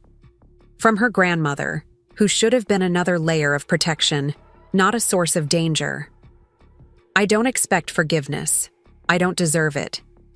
But I want you both to know that I am seeking help. Linda has connected me with a therapist who specializes in family transitions and generational trauma. I've had 2 sessions already. It's painful work, confronting the patterns I've perpetuated, the manipulation tactics I learned from my own mother and deployed without questioning. I won't contact you again after this letter. The choice to reconnect, if ever, must be yours. I've included the contact information for my therapist, should you wish to verify that I'm getting help or eventually pursue any kind of mediated reconciliation. Nathan, I love you more than life itself. That love became distorted by my fear of losing you, but at its core, it remains true. Olivia, I robbed us of the opportunity to build a genuine relationship as mother and daughter-in-law. That may be my greatest regret. I wish you both peace, health, and joy with your baby. Mom, Deborah. Silence filled the kitchen as Nathan set down the final page. I studied his face, trying to gauge his reaction to this unexpected vulnerability from a woman who had always weaponized her emotions. What do you think? I finally asked. He exhaled slowly. I think. It sounds genuine, more genuine than I've heard her sound in years. The therapy part surprised me, I admitted. Me too. Mom has always been dismissive of paying strangers to listen to your problems. He shuffled the pages, rereading sections. But that means she's actually reflecting on what happened, not just making excuses. It doesn't erase what she did. I pointed out gently, no, it doesn't. He met my eyes. And it doesn't automatically earn her a place back in our lives. But it's a start. I nodded, processing my own complicated feelings. The part about Deborah seeing an opportunity when she learned my mother had passed, it struck painfully close to home. I had been missing maternal guidance during my pregnancy, though I'd barely admitted it to myself. In different circumstances, a supportive mother-in-law relationship might have been healing. Let's talk about it with Dr. Winters tomorrow, I suggested. Get a professional perspective before we decide anything. Nathan agreed, and we set the letter aside, returning to our evening routine. but Deborah's words lingered in my mind as I checked my glucose, normal, prepared for bed, and felt the baby kick against my palm while I lay awake long after Nathan had fallen asleep. The next morning, we arrived at Dr. Winter's office 15 minutes early, both of us anxious about the session. The waiting room was warmly decorated with comfortable furniture and soft lighting, designed to put nervous clients at ease. It wasn't working. I fidgeted with my pregnancy journal while Nathan leafed through a parenting magazine without seeming to actually read it. Dr. Winters herself was a surprise, younger than I'd expected, maybe early 40s, with a riot of curly hair and a warm smile that reached her eyes. She welcomed us into her office, where 3 comfortable chairs were arranged in a small circle. "So," she began after we'd settled in, "Dr. Patel referred you. Why don't you tell me what brings you here today?" Nathan and I exchanged glances, silently deciding who would start. I nodded for him to begin. He took a deep breath and launched into the story. His mother moving in temporarily, her increasingly controlling behavior, our discovery of her tampering with my food, and finally the confrontation and her letter of apology. Dr. Winters listened, attentively, occasionally making notes but mostly maintaining eye contact, her expression compassionate but neutral. When Nathan finished, she turned to me. "Olivia, is there anything you'd like to add from your perspective?" I shared my initial attempts to accommodate Deborah, the tension over my work and the nursery plans, and my growing fear as my glucose numbers became erratic. I started to doubt myself, I admitted, wondering if I was being paranoid or overly sensitive. "Gaslighting," Dr. Winters nodded. "A common dynamic in controlling relationships. You are made to question your own perception of reality." "Exactly," I said, relieved at being understood. Even after we had video evidence, part of me still wondered if I was overreacting. Dr. Winters set her notepad aside. "You weren't. What Deborah did was dangerous and violated multiple boundaries: medical, personal, and trust. Your reaction was entirely appropriate." The validation loosened something in my chest, a tension I hadn't realized I was still carrying. "Now," she continued, "tell me about this letter. How did it make each of you feel?" Nathan spoke first. "Conflicted. It sounds more genuine than anything Mom's said in years, but I also know how skilled she is at emotional manipulation. I want to believe she's really getting help, but I'm not sure I can trust it." I nodded in agreement. There were parts that rang true, especially about her fear of becoming irrelevant. But it doesn't change what she did or the risk she created. "Those are very reasonable responses," Dr. Winters assured us. "Trust, once broken, isn't easily or quickly restored, especially when the violation was so serious." "So what do we do?" Nathan asked, the question that had been haunting both of us. "Do we cut her out completely? Try to reconcile? Something in between?" Dr. Winters leaned forward slightly. "That's entirely your decision, and you don't need to make it today. But I can offer some framework for thinking about it." She held up one finger. "First, your priority must remain the health and safety of Olivia and your baby. Any contact with Deborah needs to be evaluated against that standard." We both nodded firmly in agreement. "Second," she continued, "if you do decide to allow Deborah back into your lives in some capacity, it should be a gradual process with clear boundaries and consequences. Trust is rebuilt in small increments, not grand gestures." "What would that look like practically?" I asked. "It might start with verified information, confirming she's actually in therapy, perhaps eventually a joint session with her therapist. Then perhaps brief public meetings. No overnight stays, no unsupervised time, no food preparation." She looked at us each in turn. "The pace would be set by you, not by Deborah's demands or timetable." "And if we decide we don't want any contact?" Nathan asked, his voice strained. That's a valid choice too, Dr. Winters said gently. Some breaches of trust are too significant to repair. Only you can determine if this is one of those situations. We discussed various scenarios for the remainder of the session, exploring our feelings about each potential path forward. By the time our hour concluded, we hadn't made any firm decisions, but the options felt clearer, less overwhelming. I'd like to see you both again, Dr. Winters said as we prepared to leave. Individually and as a couple. There's a lot to process. Here, and you're doing it while preparing for a major life transition with the baby. We scheduled follow-up appointments, thanked her, and walked to our car in thoughtful silence. The spring rain had cleared, leaving the air fresh and the sky a brilliant blue, a welcome contrast to the emotional complexity we were navigating. Coffee? Nathan suggested, nodding toward a cafe across from the therapist's office. Decaf. For me? But yes, I agreed, grateful for the chance to decompress before returning home. Seated by the window with steaming mugs between us, we finally broached the subject we'd been circling. I'm not ready to see her yet, I said quietly. I need more time. Nathan nodded, relief flickering across his features. Me too. It's too fresh, and I'm still sorting through a lifetime of patterns with her. But I don't want to say never, I continued, surprising myself with the realization. Especially with the baby coming. If she's genuinely getting help, genuinely changing, I'd want our child to know their grandmother.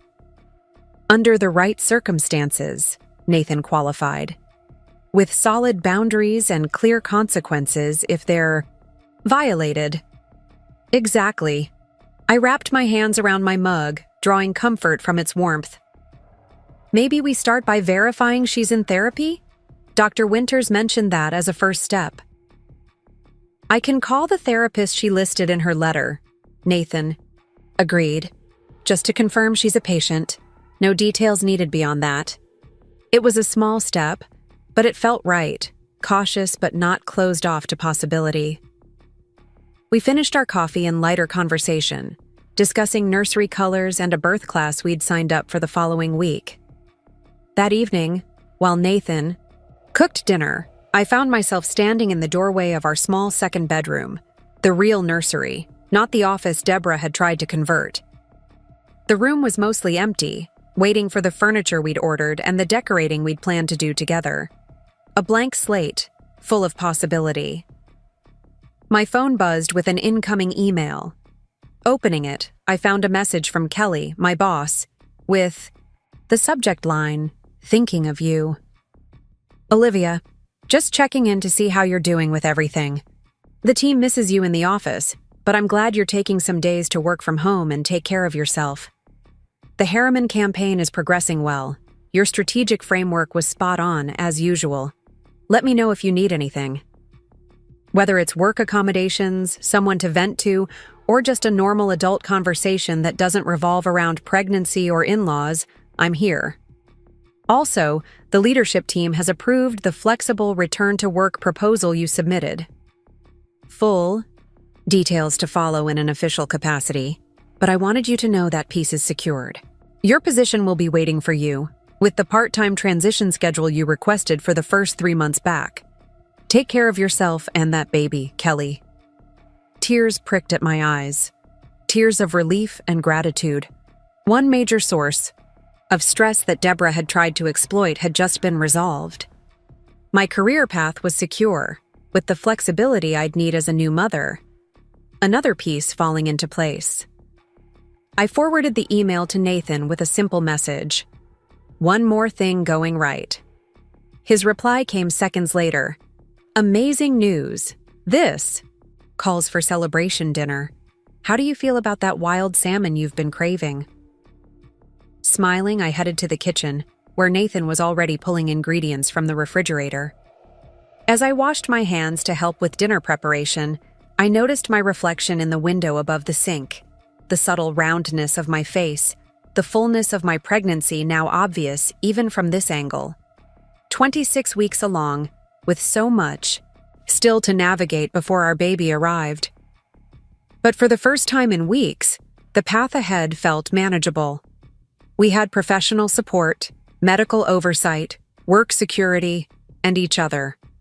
Whether Deborah would eventually be part of our family's future remained uncertain, but the decision would be made thoughtfully, not reactively, with the well-being of our child as the guiding principle. The next 2 weeks settled into a new rhythm. Nathan verified that Deborah was indeed seeing the therapist she'd mentioned, Dr. Levinson, who specialized in family systems and intergenerational patterns. We continued our own sessions with Dr. Winters, sometimes together, sometimes separately, untangling the complex web of emotions the situation had created.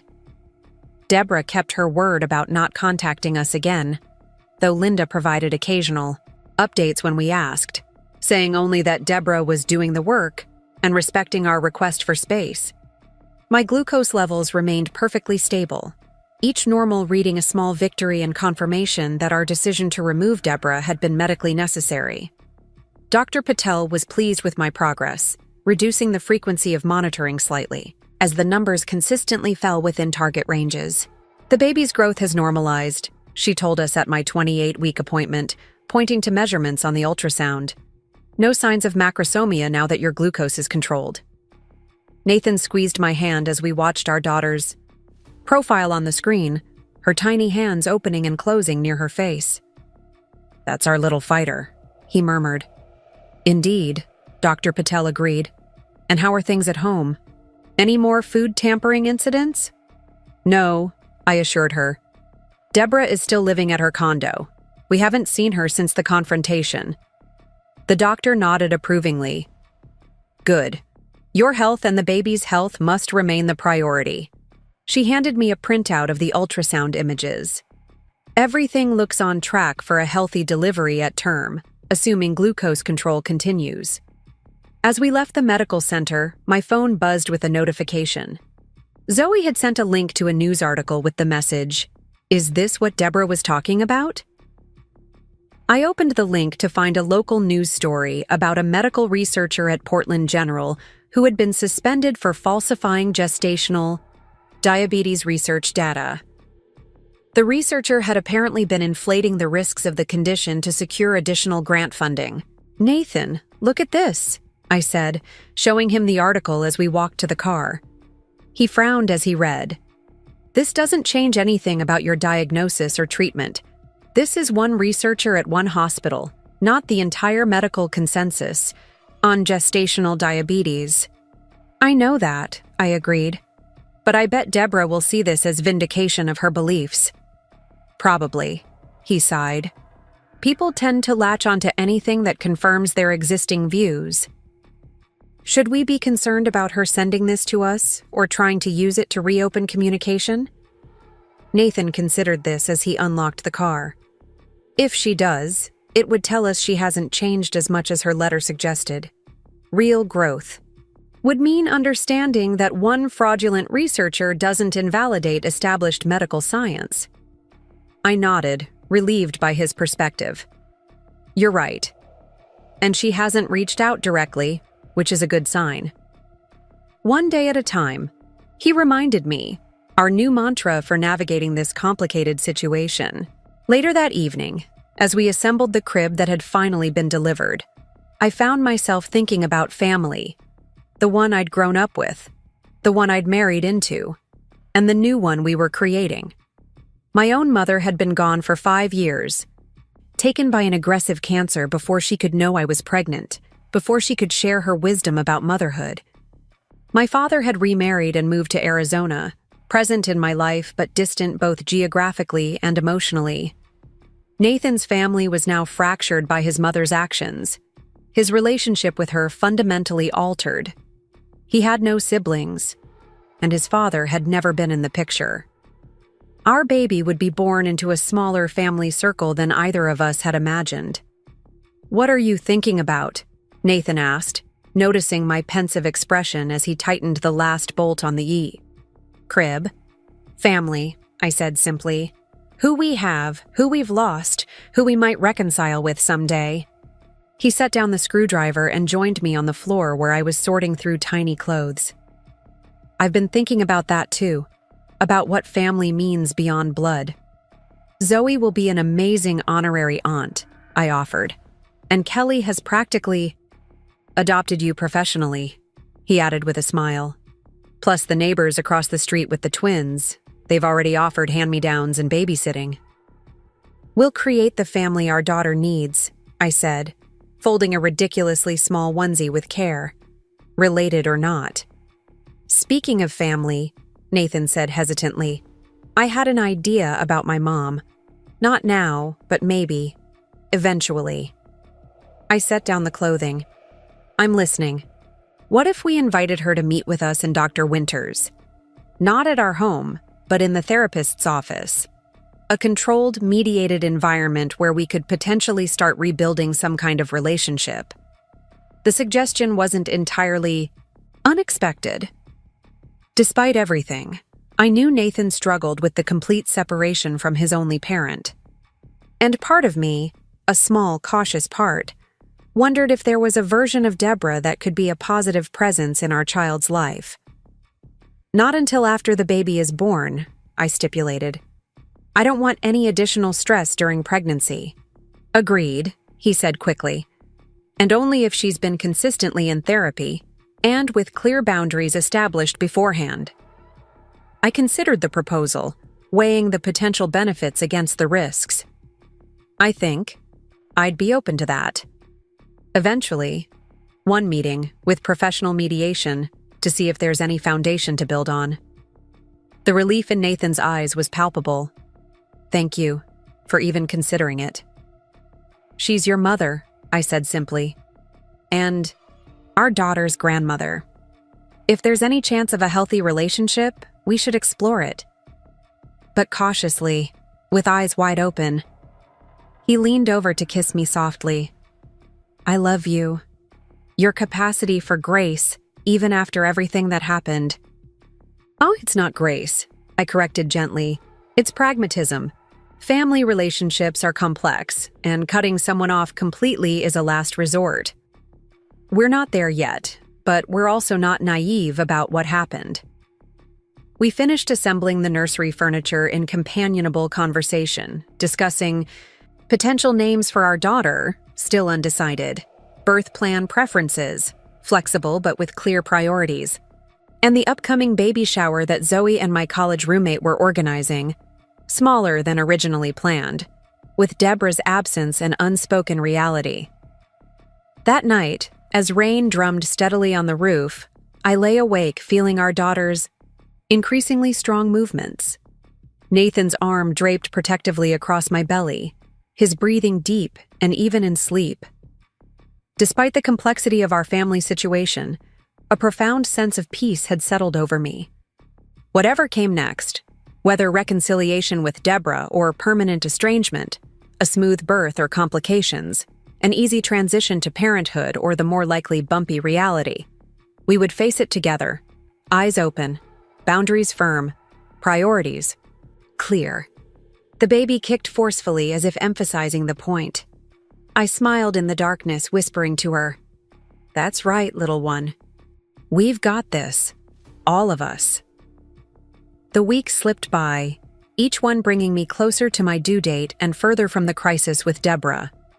My third trimester arrived with the summer heat, turning Portland into a sweltering backdrop for my increasingly uncomfortable pregnancy.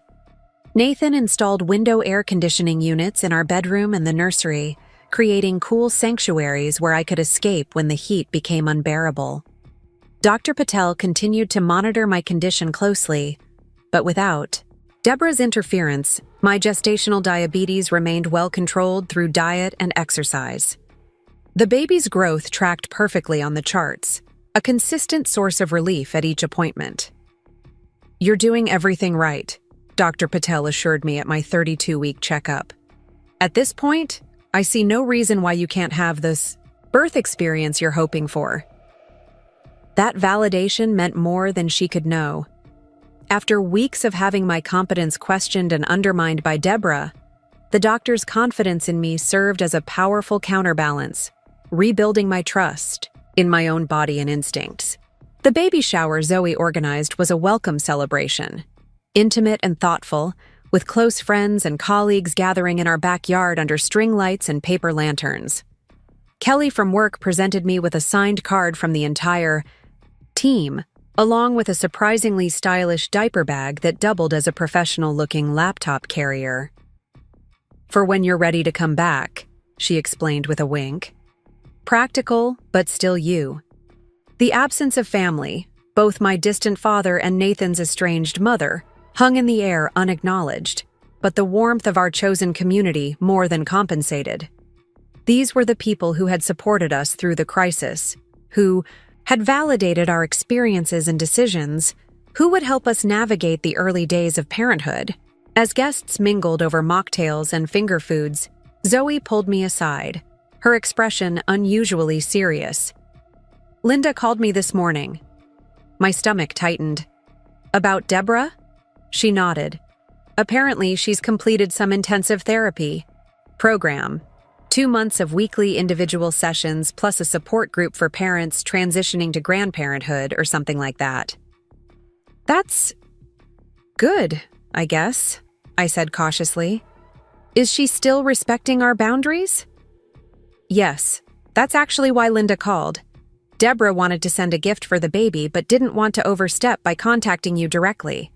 She asked Linda to check if that would be welcome or unwanted." I considered this, absently rubbing my belly as our daughter shifted position. The question wasn't simple. Accepting a gift could signal openness to reconciliation before we were ready, but refusing it might close doors we'd eventually want to explore.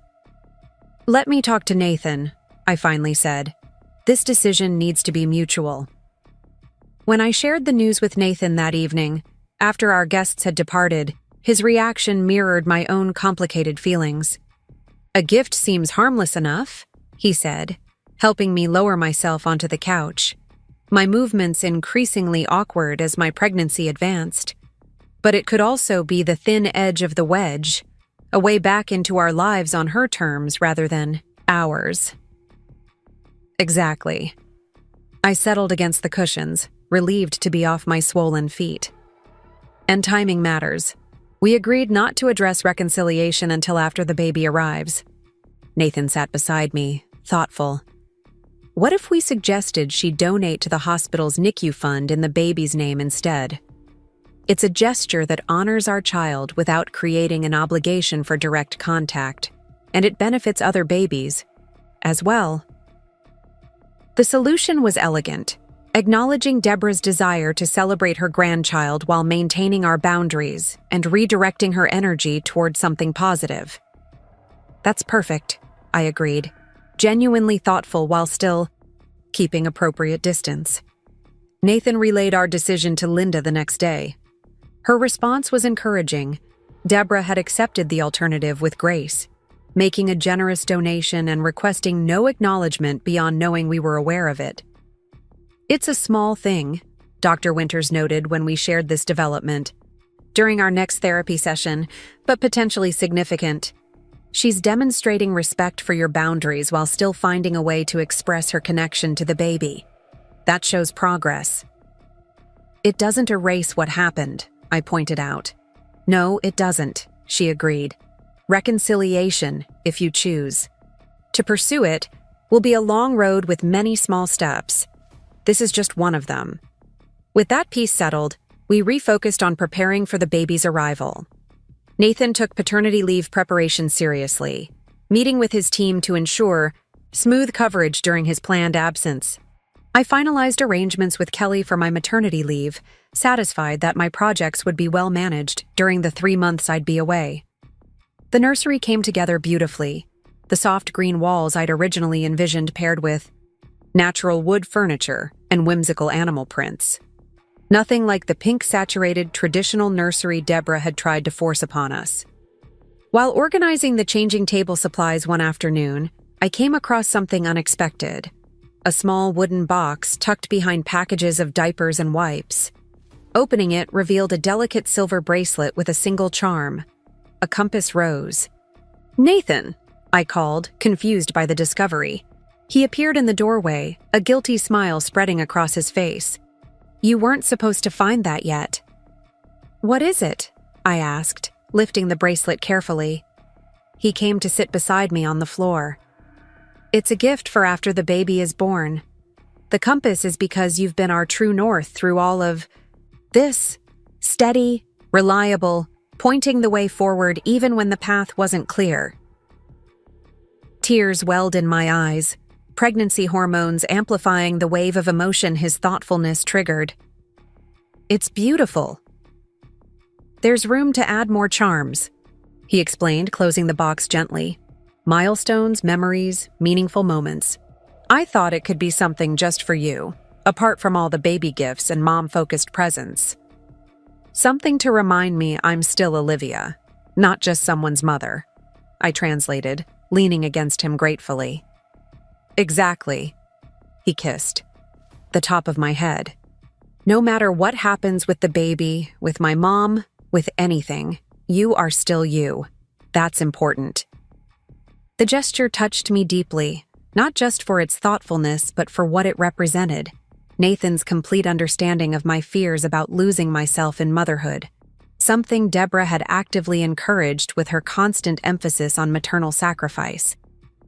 Even now, with Deborah physically absent from our lives, we were still unwinding her influence, still discovering the subtle ways her perspective had shaped Nathan's understanding of family roles and expectations. Our ongoing therapy sessions helped illuminate these patterns, allowing us to consciously choose which traditions to preserve and which to discard as we built our own family culture. As my due date approached, we finished the practical preparations, hospital bag packed, pediatrician selected, car seat installed and inspected. The nursery stood ready, diapers stacked neatly beside tiny clothes washed in fragrance-free detergent. Everything waited in perfect order for the precious chaos a newborn would bring. But life rarely follows our carefully laid plans. 37 weeks and 5 days, Dr. Patel announced at what should have been a routine checkup. Baby's in perfect position, good size, strong heartbeat. She smiled, snapping off her gloves. "You've managed the diabetes beautifully.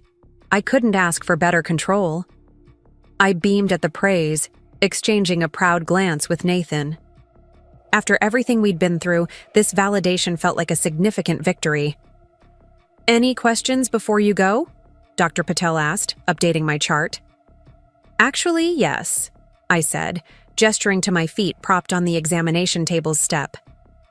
"The swelling in my ankles seems worse today, and I had a bit of a headache this morning. Anything I should be concerned about?" Her expression shifted, professional focus replacing casual friendliness.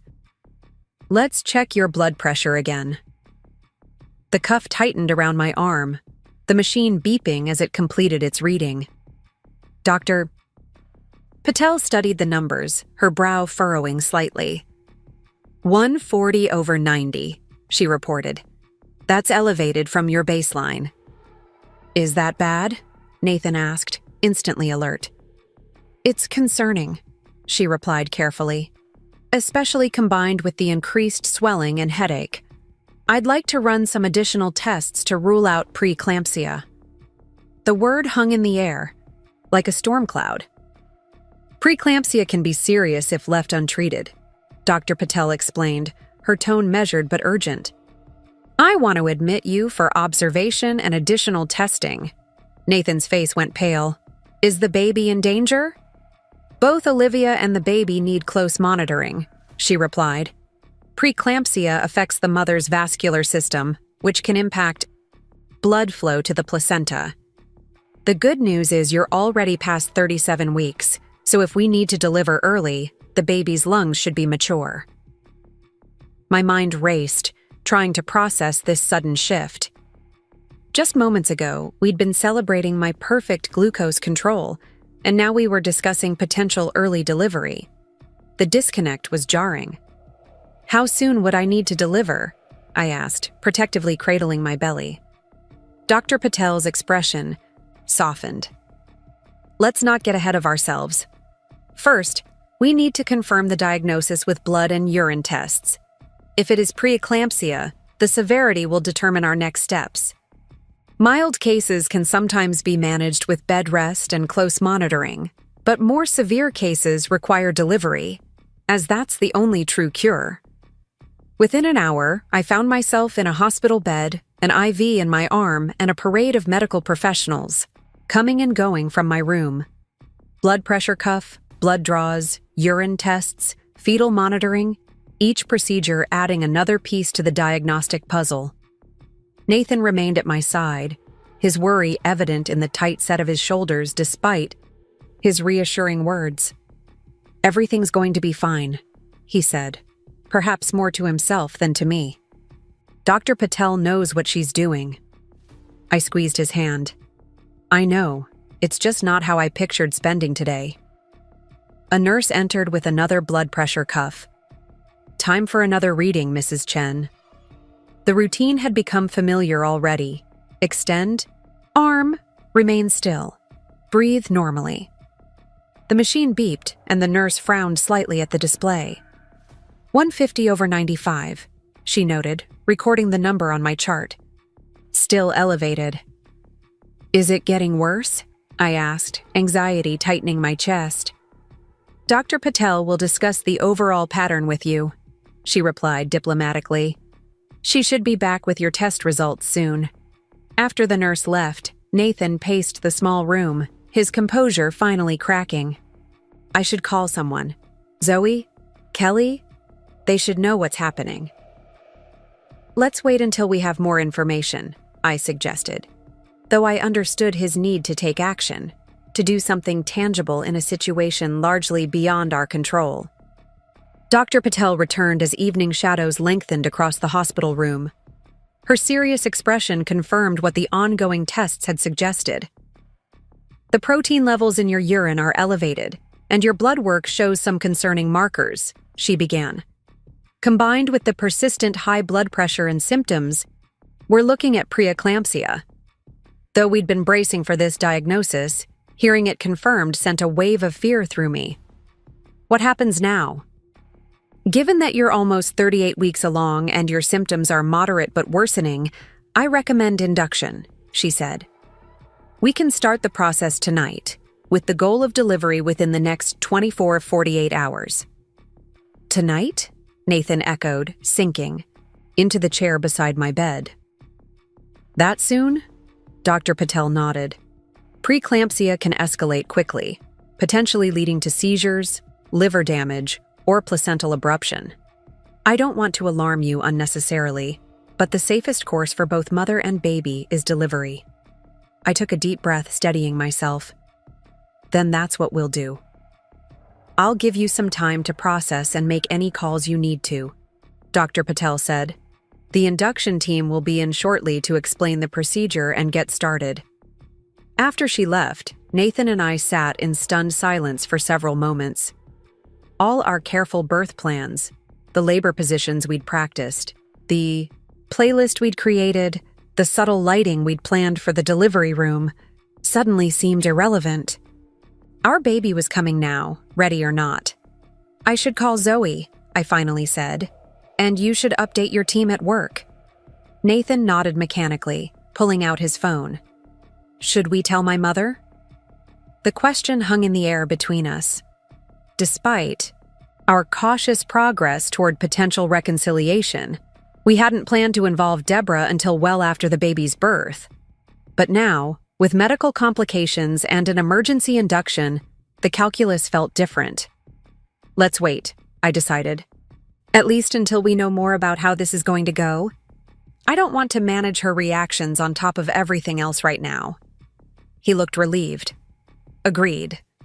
One thing at a time." The next several hours passed in a blur of medical interventions and waiting. The induction process began with medication to soften my cervix, followed by a synthetic version of oxytocin to stimulate contractions. Nurses came and went, checking monitors, adjusting IV rates, taking vitals. My blood pressure remained stubbornly elevated despite medication, reinforcing Dr. Patel's decision to move forward with delivery. By midnight, Early labor had begun in earnest, each contraction stronger than the last. Nathan remained steadfastly by my side, offering ice chips, back pressure, and encouragement as I worked through each wave of pain. "You're doing amazingly," he murmured, wiping my forehead with a cool cloth. "Just like we practiced, breathe through it." I tried to focus on his voice, on the techniques we'd learned in our birth classes, but the reality of labor, especially induced labor, was more intense than I'd anticipated. The contractions came hard and fast, with little recovery, time between them. At 3:17 a.m., after checking my progress, Dr. Patel delivered unwelcome news. "You're at 6 centimeters, but your blood pressure is continuing to rise despite medication. The baby's heart rate is showing some concerning patterns during contractions." "What does that mean?" Nathan asked, fatigue and worry etched across his face. "It means we may need to consider a cesarean section if things don't improve soon," she explained. "I'm going to give it another hour to see if your labor progresses and the baby's heart rate stabilizes. In the meantime, we're going to start magnesium sulfate to prevent seizures, which is a standard precaution for preeclampsia."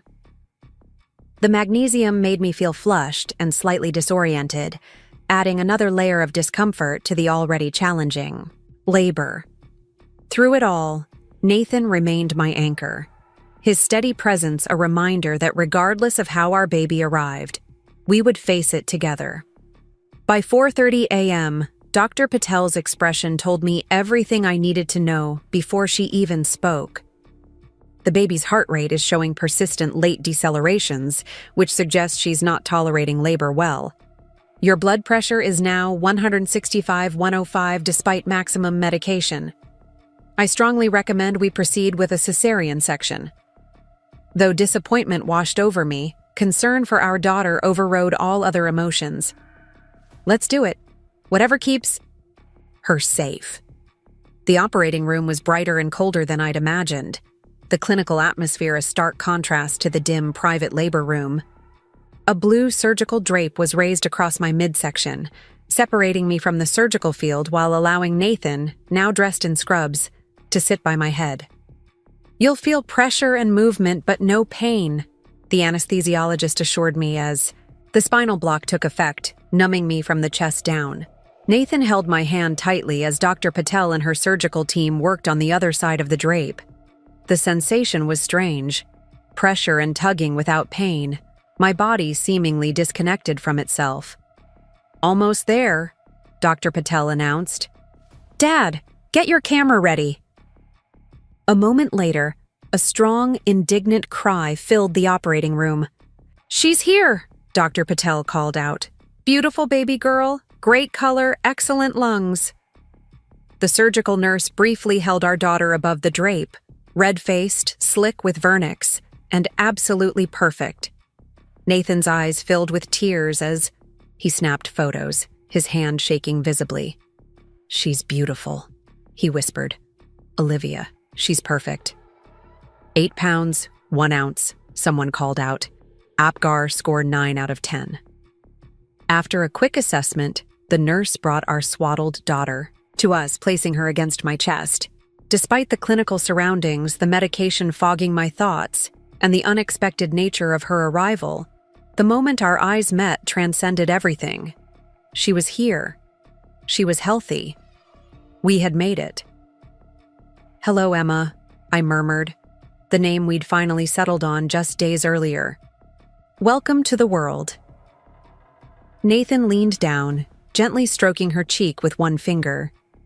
"Emma Grace Chen," he said, his voice thick with emotion. "Born August 17th at 4:52 a.m. As Dr. Patel completed the surgery, closing the incision and ensuring everything was stable, I couldn't take my eyes off our daughter.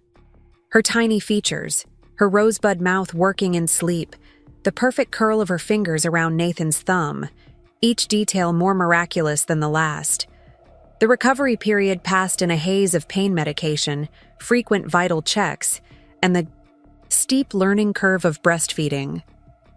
My blood pressure remained elevated for the first 24 hours, but began to stabilize by the second day, allowing Dr. Patel to gradually reduce the magnesium sulfate that had left me feeling so disoriented. Preeclampsia typically resolves within 48 hours of delivery, she explained during rounds on our third day. Your numbers are looking much better, though we'll continue to monitor you closely for the next few weeks. Emma thrived from the start, latching well for feedings and passing all her newborn screenings with flying colors. Despite the dramatic circumstances of her birth, she proved to be a remarkably calm baby, regarding the world with curious dark eyes that mirrored Nathan's. Zoe visited on the second day, bringing flowers and taking dozens of photos. She's absolutely gorgeous, she gushed, carefully holding Emma. And you look amazing for someone who just had major surgery while dealing with a potentially life-threatening condition. I laughed weakly from my hospital bed. That's quite the compliment. I mean it, she insisted. You've handled everything. Life has thrown at you this year with incredible grace. First Deborah's sabotage, now this unexpected delivery. You're basically a superhero. The mention of Deborah brought reality rushing back. In the intense focus on Emma's arrival, we'd temporarily set aside the complicated family dynamics awaiting us outside the hospital bubble. Has Nathan told her about the baby? Zoe asked, noticing my expression. Not yet, I admitted. We've been so focused on getting through the birth and recovery, but we'll need to decide soon. Nathan had stepped out to grab lunch from the hospital cafeteria, giving Zoe and me a moment of privacy. She handed Emma back to me, her expression turning serious. For what it's worth, I think Deborah genuinely regrets what she did, she said carefully. Linda says she's been doing intensive therapy, journaling, the whole self-improvement circuit. Not that it erases anything, but people can change, I finished. I know. We've been considering a mediated meeting after I recovered. From the birth. But that was before all these complications. Zoe nodded thoughtfully. Whatever you decide, just remember it's not all or nothing. There's a whole spectrum of possible relationships between best friends forever and never. Speak again. Her insight stayed with me after she left, through the final day of our hospital stay and into our first night home with Emma. Nathan had transformed our bedroom into a recovery sanctuary, with extra pillows supporting me in bed, a bassinet, positioned for easy access, and all essentials within reach to minimize my movement as the cesarean incision healed. Do you want to talk about my mom? He asked softly as we watched Emma sleep in her bassinet, her tiny chest rising and falling with each breath. About when and how to tell her. I considered the question, emotions still raw and close to the surface in these early postpartum days. I think we should tell her soon, I said finally. Not invite her over or anything. Just let her know Emma has arrived safely. Nathan nodded, relief evident in his posture. I've been thinking the same thing. After everything that happened, with your health at the end, it puts things in perspective. It does, I agreed. Life is fragile. Family is complicated but important. So I'll call her tomorrow? Just a brief update? He confirmed. Yes. And maybe we can revisit the idea of a mediated meeting with Dr. Winters in a few weeks, once we've settled into some kind of routine with Emma. The decision felt right. Cautious, but not closed off. Maintaining boundaries while acknowledging the potential for healing. The birth complications had indeed offered perspective. Some risks were worth taking if properly managed. Nathan made the call the next morning while I was nursing Emma in the nursery. I couldn't hear his exact words, but his tone was measured, neither overly warm nor coldly formal. When he rejoined us, his expression was thoughtful. How did she take it? I asked. She cried, he said simply. Said she's been praying for us daily since she left. She asked about your health and Emma's, but didn't push for details or visits. Just said she was grateful to know her granddaughter had arrived safely. I nodded, adjusting Emma as she continued nursing. That sounds appropriate. I told her we'd be in touch about potential visits once you've recovered more fully, he added. No promises, no timeline. She said she understands and will wait to hear from us. The conversation had gone as well as possible, perhaps indicating that Deborah's therapy was indeed making a difference. The old Deborah would have pushed for immediate access, would have inserted herself into our crisis, would have used my medical complications as leverage to reestablish her position of influence. The next 2 weeks passed in the blur familiar. To all new parents, sleepless nights, endless diaper changes, the constant cycle of feeding and burping and soothing.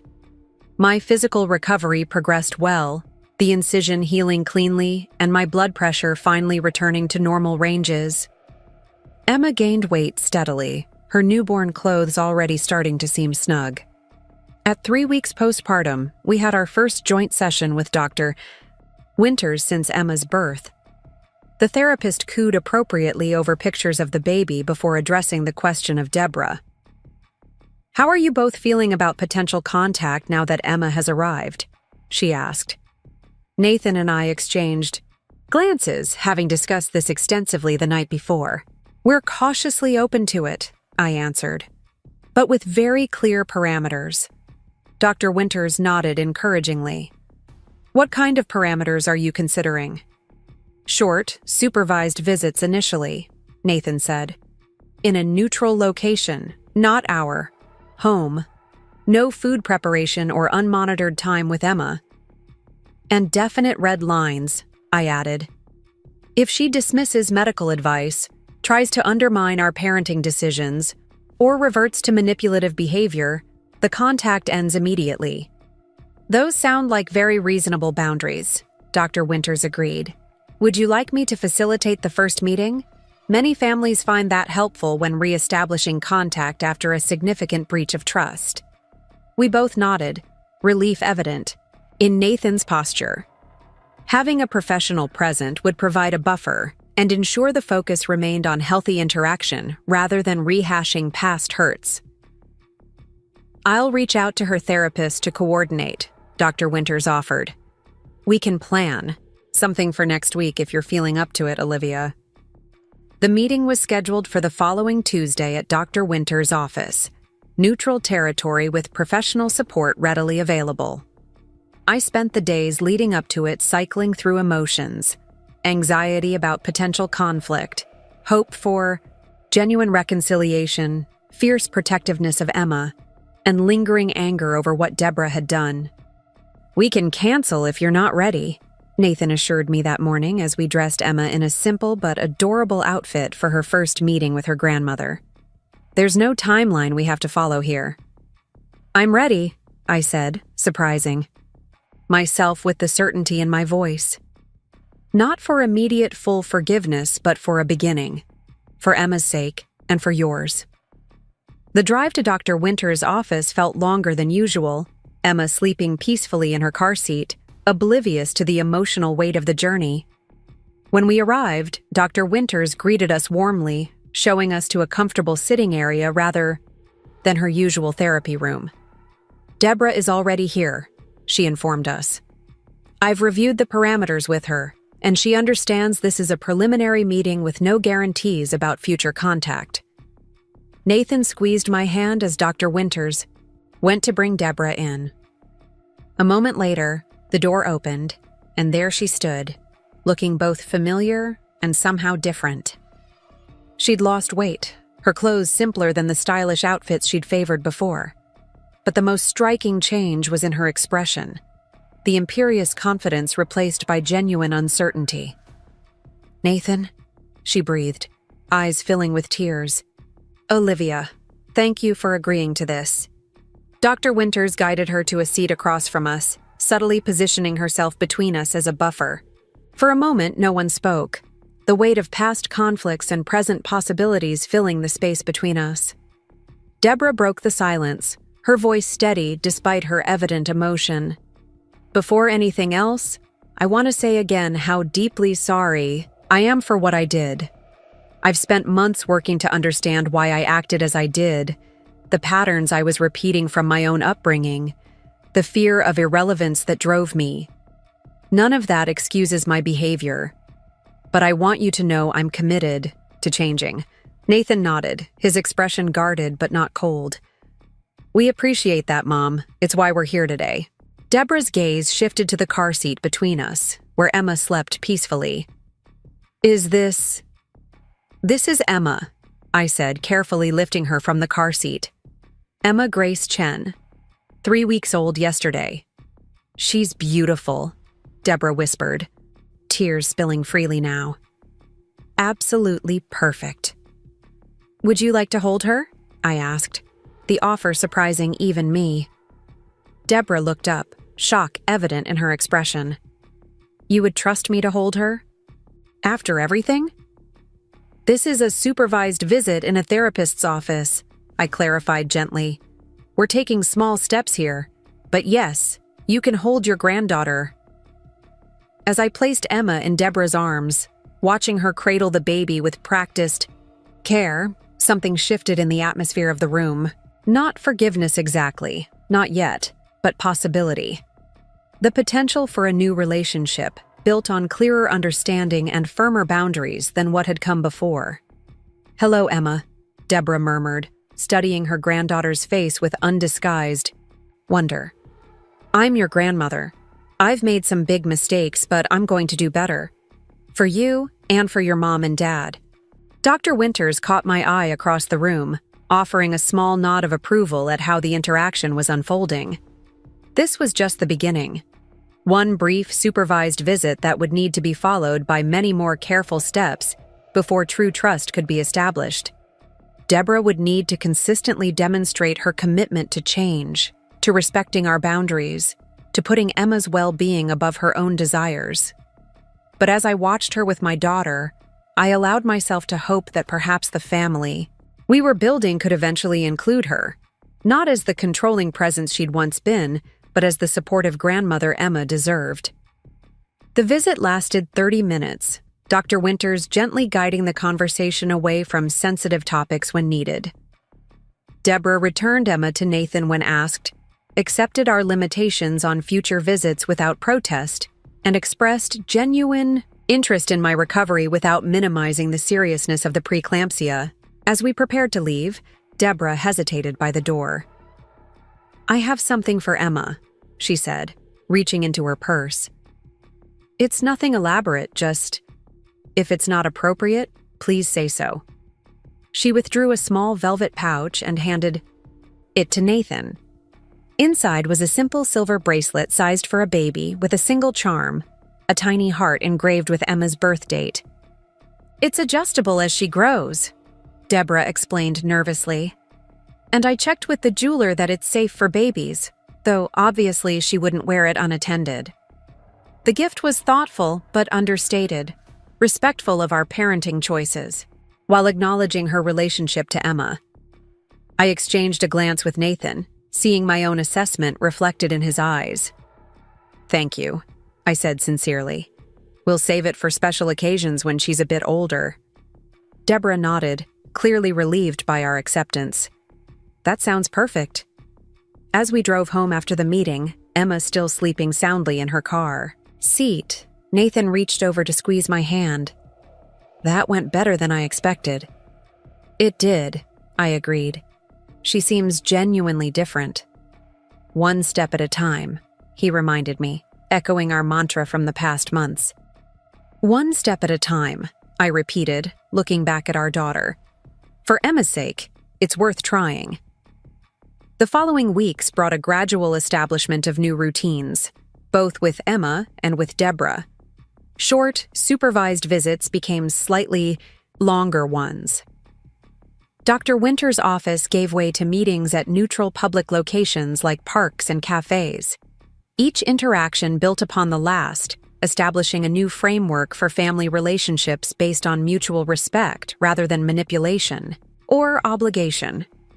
Deborah continued her therapy, sometimes sharing insights from her sessions that helped us understand her past behavior. I've been working on recognizing when I'm trying to control situations out of fear, she explained during one visit. My therapist calls it anxious attachment, stemming from my own mother's inconsistent parenting. These glimpses into her internal work made it easier to separate the Deborah who had sabotaged my pregnancy from the woman sitting before us now, genuinely striving to become a healthier person and more supportive family member.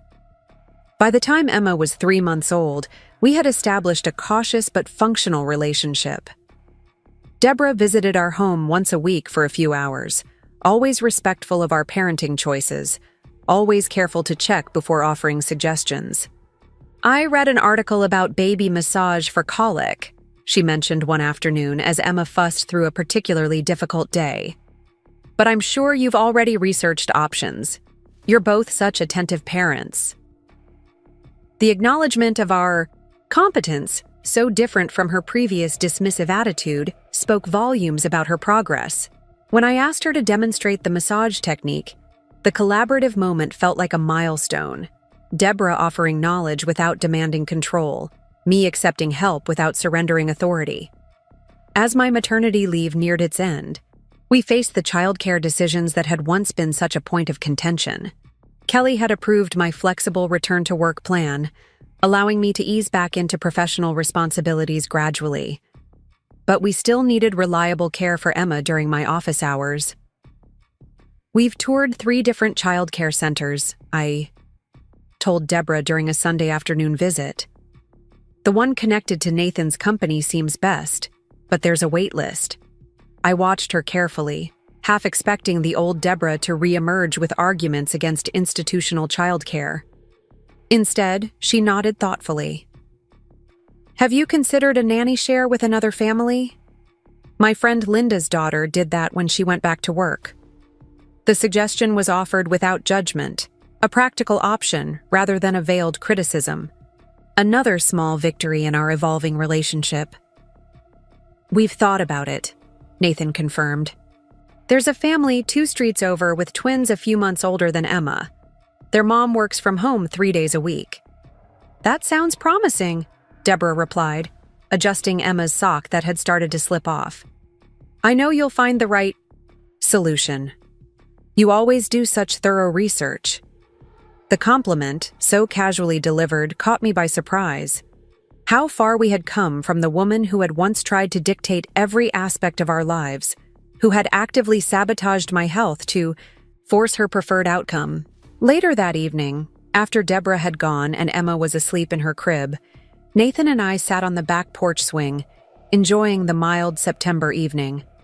My return to work was just a week away, a transition I approached with mixed emotions despite my confidence in our childcare plans. "I've been thinking," Nathan said, his arm around my shoulders, "about everything we've been through this past year." "It's been quite a journey," I agreed, watching the Japanese maple's leaves flutter in the gentle breeze. "When Mom first moved, and I never imagined we'd end up here. You recovering from an emergency C-section, me taking extended paternity leave, my mother in intensive therapy." I laughed softly.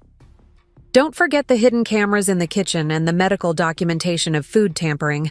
Not exactly the pregnancy experience I had envisioned." He pulled me closer. "I'm so sorry you had to go through all that."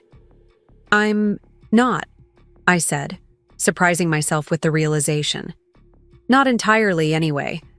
Obviously, I wish your mother hadn't endangered my health or tried to undermine our relationship, but the crisis forced us to confront patterns that might have continued, indefinitely otherwise." Nathan considered this. "You mean my inability to set boundaries with her?" "That and my own tendency to avoid conflict by accommodating unreasonable behavior," I admitted. "We both needed to grow, and sometimes growth requires pressure." "Like a diamond," he mused. "Exactly. The pressure was extreme, but what emerged is stronger, clearer." I gestured toward the nursery window, where a soft nightlight cast a gentle glow. "And now we have Emma. And a healthier relationship with my mother than I've had in decades," Nathan added.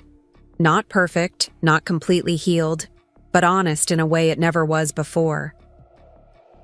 The baby monitor on the porch railing lit up with Emma's first stirrings. Soon, She'd fully wake for her evening feeding, the familiar rhythm that structured our days and nights now. "I'll get her," Nathan offered, standing from the swing. I caught his hand, pulling him back for a kiss.